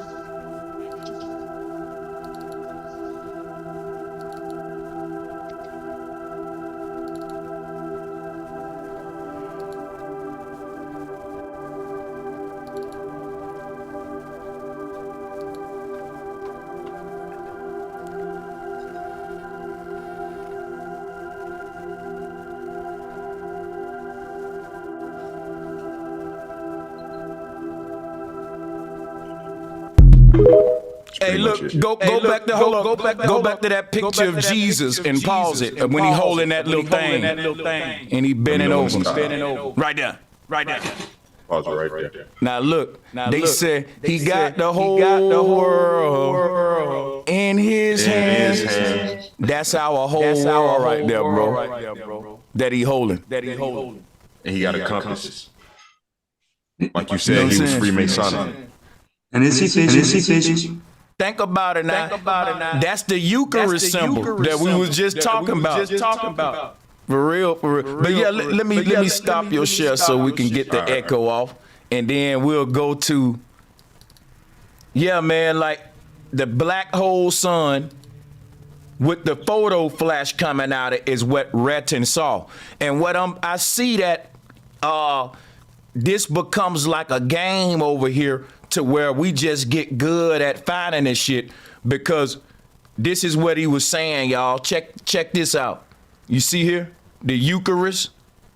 That ain't I'm right, Retin? That's what you saying, that what I'm showing with this is another thing you can sync to. That is the Eucharist. I'm with you on that, bro. Hell yeah. Right. That's it, bro. Right. And you know what, so bro, you're a genius for that. Let me tell you why. I'm pulling up photosynthesis, and don't they use like a red and blue light to get the photo developed and put it in water? God damn, yo. Damn, bro. Appreciate it. Yo, this is crazy, because it's like we exist under these waters, and they got the red and blue light coming from the black hole sun, and that's what's making us into a photosynthesis. Like, bro, this is so damn deep, bro. This is fucking deep. Bro, oh my God. I don't know if y'all know, man. Y'all don't know, man. This is fucking deep. This is fucking deep, bro. Cause guess what they say? The one that's copying us, right, is the most low. They blame it on, and they say that the symbol of that one is this black hole sun. So let's go to that. Let's look at this black hole sun symbol, cause I mean, here goes some more ways to look at it. There y'all go. What am I saying? Like the black hole sun is literally what we should be saying is the South Star. You know how the globe got a North Pole and South Pole? Yeah. So we got. And they say it's still. They say it's still. You know, I'm gonna show you. I like how you drew it. I like how you drew it together with the camera flash, because that's literally showing us how this whole universe is a projection, and it creates both lights when it interacts with this side of it. Facts. Like the way you put it as a camera flash drew that whole picture that he drew of the cosmology of the Earth together. Honestly, because I didn't really comprehend the black hole sun, but when you said that it's like a camera projecting the rest of the light throughout the rest of the world, it makes the most sense. Because that side of the Earth they call Summerland. He wrote Summerland on that side, and that would make sense that it was always bright, simply because that's where all of the light comes from and originates in the first place. Yeah. And check this out, right? This is what each one of us is one of these in the sky, a Merkaba. You know, but the thing is, like I said, if you zoom out, all of the stars in the sky is making one big ass Merkaba out of each one of them little bitty ones. That's the secrets of holography, the fractal code that I keep telling y'all about. But the paradox is that the North Pole is the deepest hole in the universe, but it's also the tallest mountain in the universe, and it's in the same spot. That's the paradox, you see? Because when you get to the North Pole, you reach the highest point and the lowest point in the universe. How can you be in both of those at the same time? I'm gonna give y'all a quiz before I answer it for you. No, it ain't no deep shit either. You know what? I'm gonna just answer it for you. Let me pull up the slide. Actually, do the quiz. Fuck it. Yeah, how can you be at the highest point in the universe and the lowest point in the universe at the same time? Because that's what the center of the earth is. It's a high-low paradox. That's saying I'm on Mount Everest and the Marianas Trench at the same time.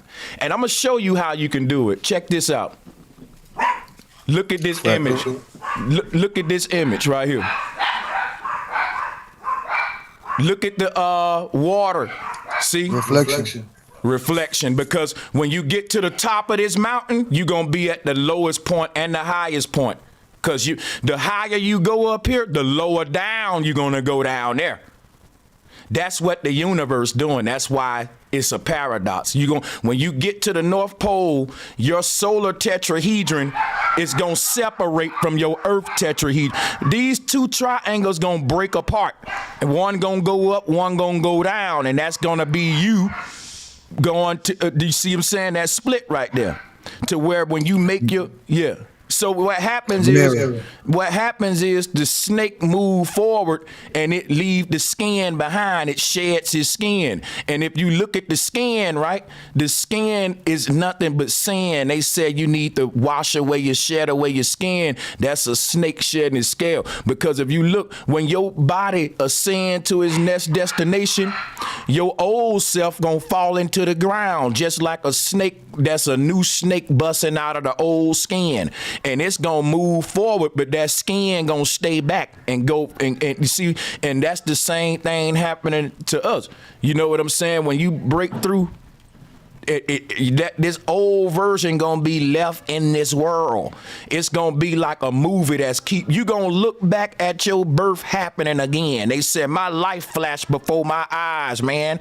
That's because please be kind and rewind. When you done with the movie, as you leaving here, Mother Nature gonna be rewinding this bitch, and you is playing it back. Like I told you, when you go to a dream, when you lead a dream, that version of you in the dream just continue to do what it's doing. You just don't peek into it and be conscious of it now. So when you leave here, you gonna see this thing happening all over again with you being a baby going. You gonna look back like, damn, I broke away from that loop cycle.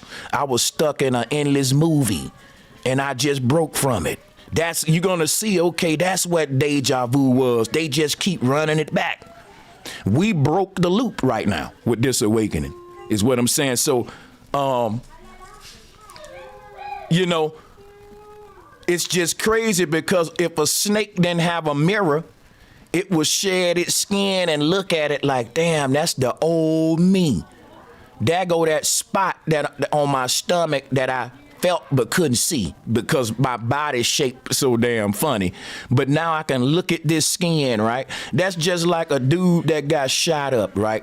He didn't see his body shot up because he died the moment the bullets hit. But then when his soul leaves his body, he's up in the sky looking down at his body with the bullet holes and all the shit in it. The snake looking back at that old skin, it's reminding him of old cuts and wounds and shit, because his new skin, it don't look like he had no bruises. He like a baby again. But if you look at his old skin, you can see where he had cuts at, a bruise there, but he shedded all that off. He get a new body, like Christ said. You know what I'm saying? All the wounds in that one stay there behind. And that and see at the however that end, it just, the end and the beginning is at the same looping point. That's the paradox. It just replay right there. That you'll look back and see this thing looping out. You'll realize like you're a hamster that hopped off of the wheel. But like I said, at the end of it, when the low self separate from the high self, what it's gonna be is this. Both of these triangles gonna break apart. And whichever one your consciousness in, that's where you going, heaven or hell. You're deciding that now by which one you feed the most. So if you feed the earth tetrahedron the most, when this thing split apart, your consciousness gonna be in there, it's gonna go back to the earth. And if you feed your solar tetrahedron most, you're gonna see the solar tetrahedron is like a fucking kite on your back.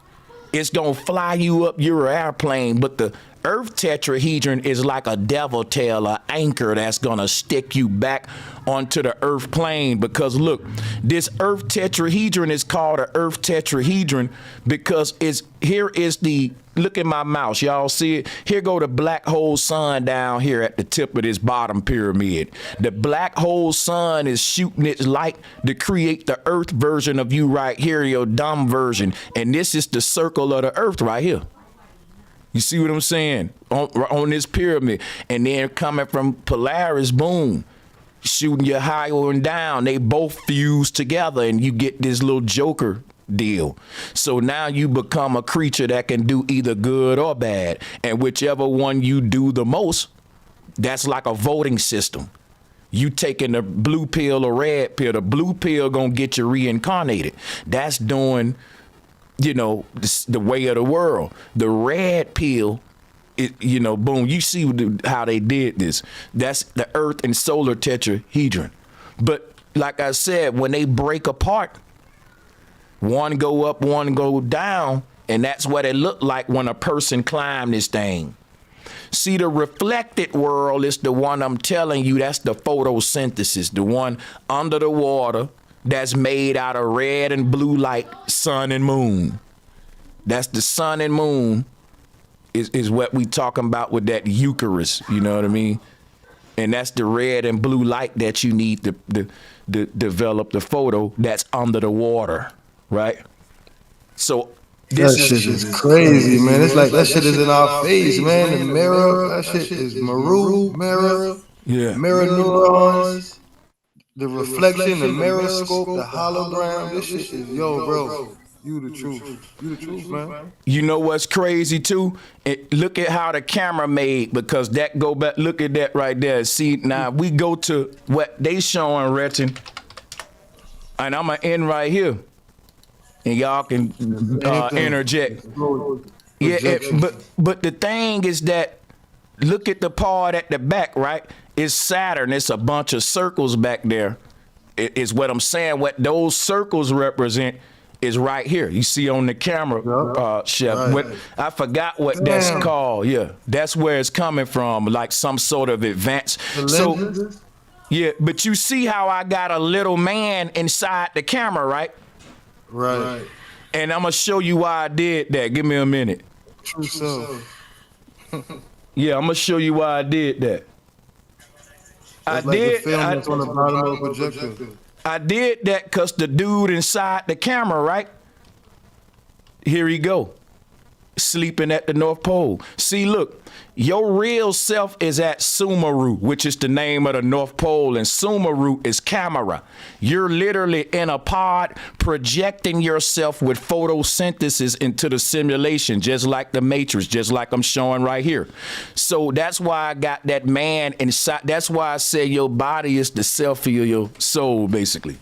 It's because you're inside of a pod here at the pole, and from that self, you're projecting this self outward. And that's like the same camera technology here. And that's how holography works, because you have, instead of a two-dimensional object that's being read to give the illusion of 3D, like a painting, a hologram is actually a 3D object that you is introducing into like some sort of light matrix to project that object outward. So for example, you take a crystal skull, a small one, and you create a light situation to where you shine it through the crystal skull, and you make a bigger crystal skull around that crystal skull by expanding the light from the small middle crystal skull. Now the big crystal skull will be just a light matrix. It ain't real. The real one is the small dense one in the middle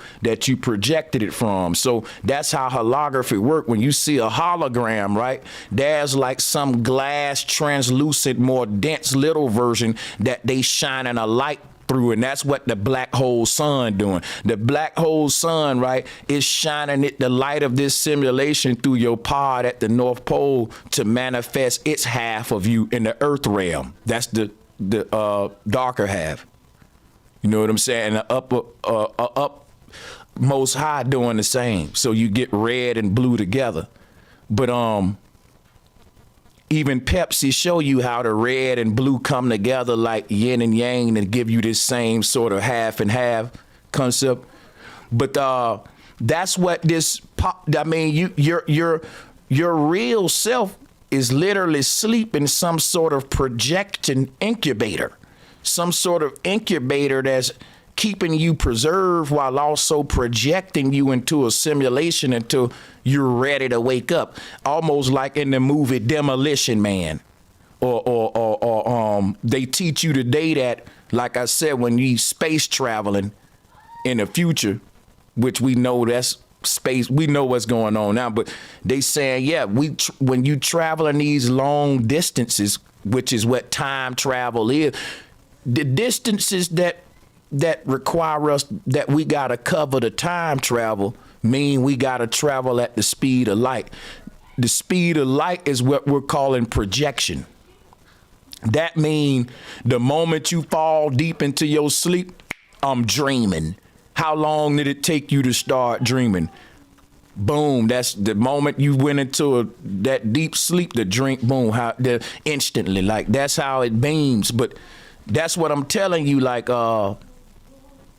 you know, that's why this thing is really crazy, man, because it's like,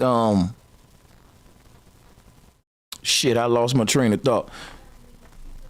But you guys see what I'm saying? It's like a projection incubator. It's a preserving. When they say it's this thing is called the Savior. But think about this, right?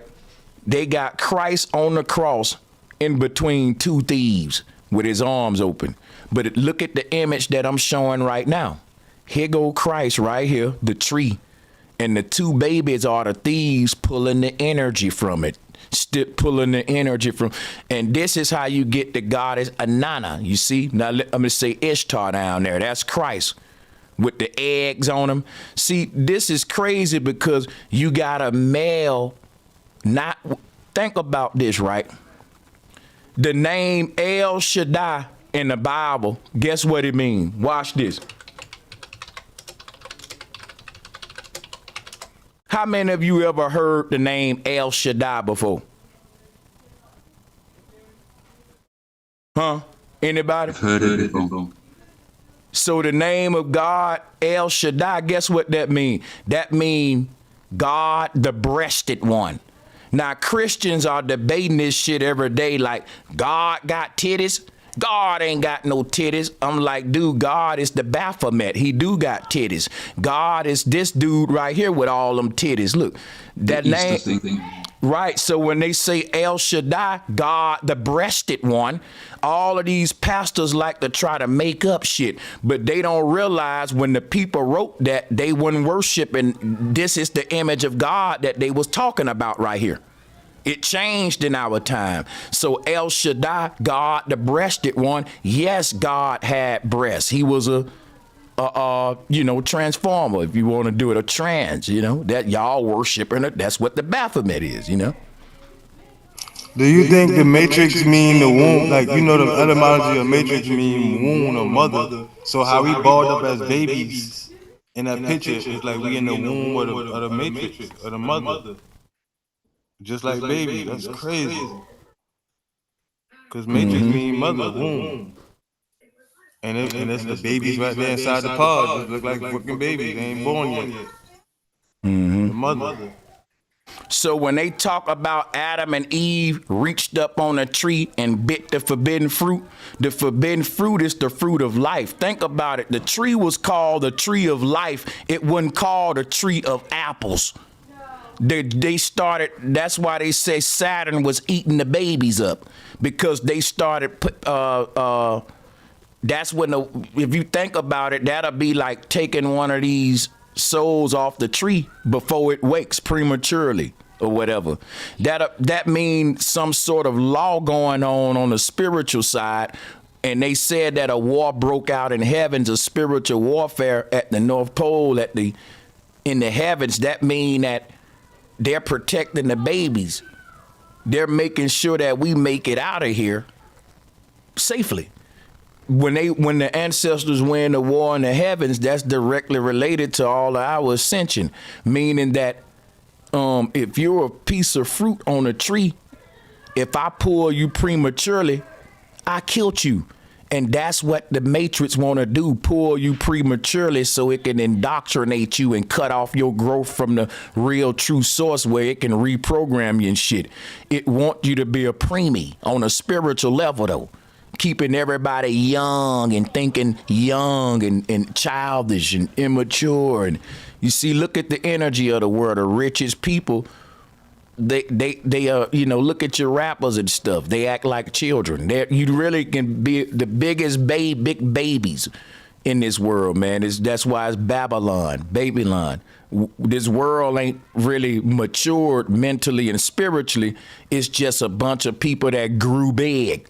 But if you look at the mentality of an ancestor, they was at a whole nother level of intelligence and maturity and based than the average shit that we own today in our pull-up Facebook type motherfucking world, So, yeah, man. But we need to share. I need to share the mic. My bad.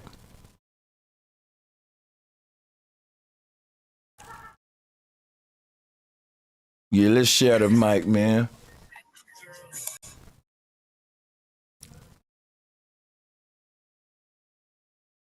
Yeah, God, the breasted one. El Shaddai. It also mean the God of many breasts. Why I'm the only one teaching this, y'all? And you know what I'm gonna actually do a whole joint on this, man. Yeah, that's a good idea.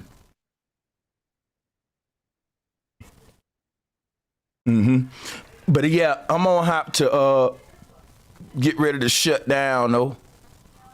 And I just want to thank all of y'all, man. As always, it's epic. It's fire, man. Every time we always going into a new depth of this rabbit hole. You know what I'm saying? Bro, Sanchez, have you ever watched what we doing? We digging deep. May I ask you? We digging deep so we can rise high. For sure. Go ahead, man. Thank you, man. I appreciate it. Have you ever watched either of Richard Kelly's films that he directed, Donnie Darko or Southland Tales? No, I don't think I have. Donnie Darko is a little bit more simple on the whole time travel thing, and that's what the whole premise of the film is. But it's basically creating the idea that the body is a time traveling device. But Southland Tales is again another film covering the ideas of interdimensional travel, but it's an A-list sleeper film. Like it has nothing but A-list celebrity actors in it, but they didn't want it to be seen, but they just wanted to make sure it was made. So I definitely recommend Southland Tales over Donnie Darko. All right. Southland Tales the movie with The Rock and Justin Timberlake. Yeah, that movie was talking about Southland Tales. Okay. The rising of the Christ. That movie was deeper than most people could probably fathom. If you ever wanted to do a breakdown, that would be a good one to do a breakdown. You know what, man? You know what we need to do? Because there's so many movies. We got to do The Island of Dr. Moreau. We got to do Southland Tales. Then we still got to do, shit. See, I'm already forgetting them. It was another very important one we had to do. That was like the main one. The Island of Dr. Monroe is very good, but Southland Tales is right in line with what you've been creating these last few days regarding, and your documentary as well. So it would be actually really great supplemental material for you to kind of browse this evening or at some point in the near future, so you can see what I'm referring. Did he cut himself off? Can y'all hear me? I can still hear you. Okay. He just said, I got what he said though. But yeah, man, I appreciate y'all brothers though, and we will be doing all the movie decoding. I'm already forgot some of the titles we gotta do, man. That sucks.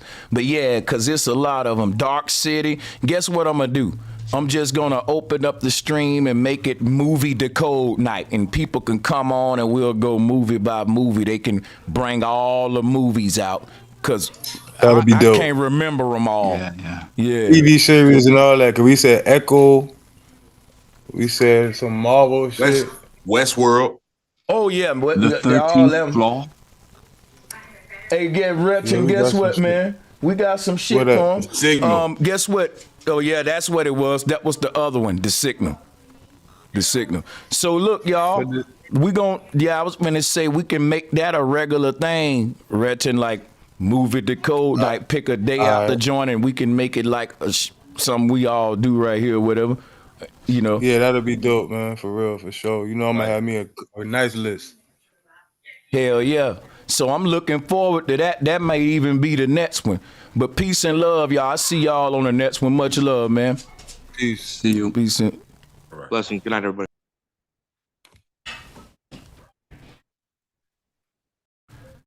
Thank you all in the chat room. Okay, we got a super chat donation. Flat Out Fudge. You gotta watch and break down Moonfall.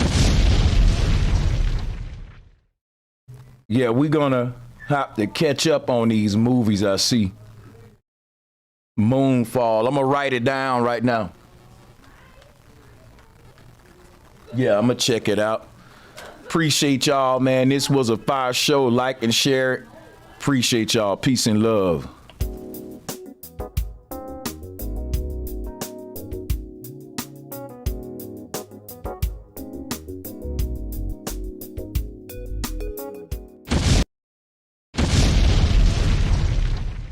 Thank you, Stacy, for that end of stream super chat. Appreciate the love for everybody that sent in super chats today. Appreciate y'all. Okay, yeah, let me mark these things up with hearts. Okay.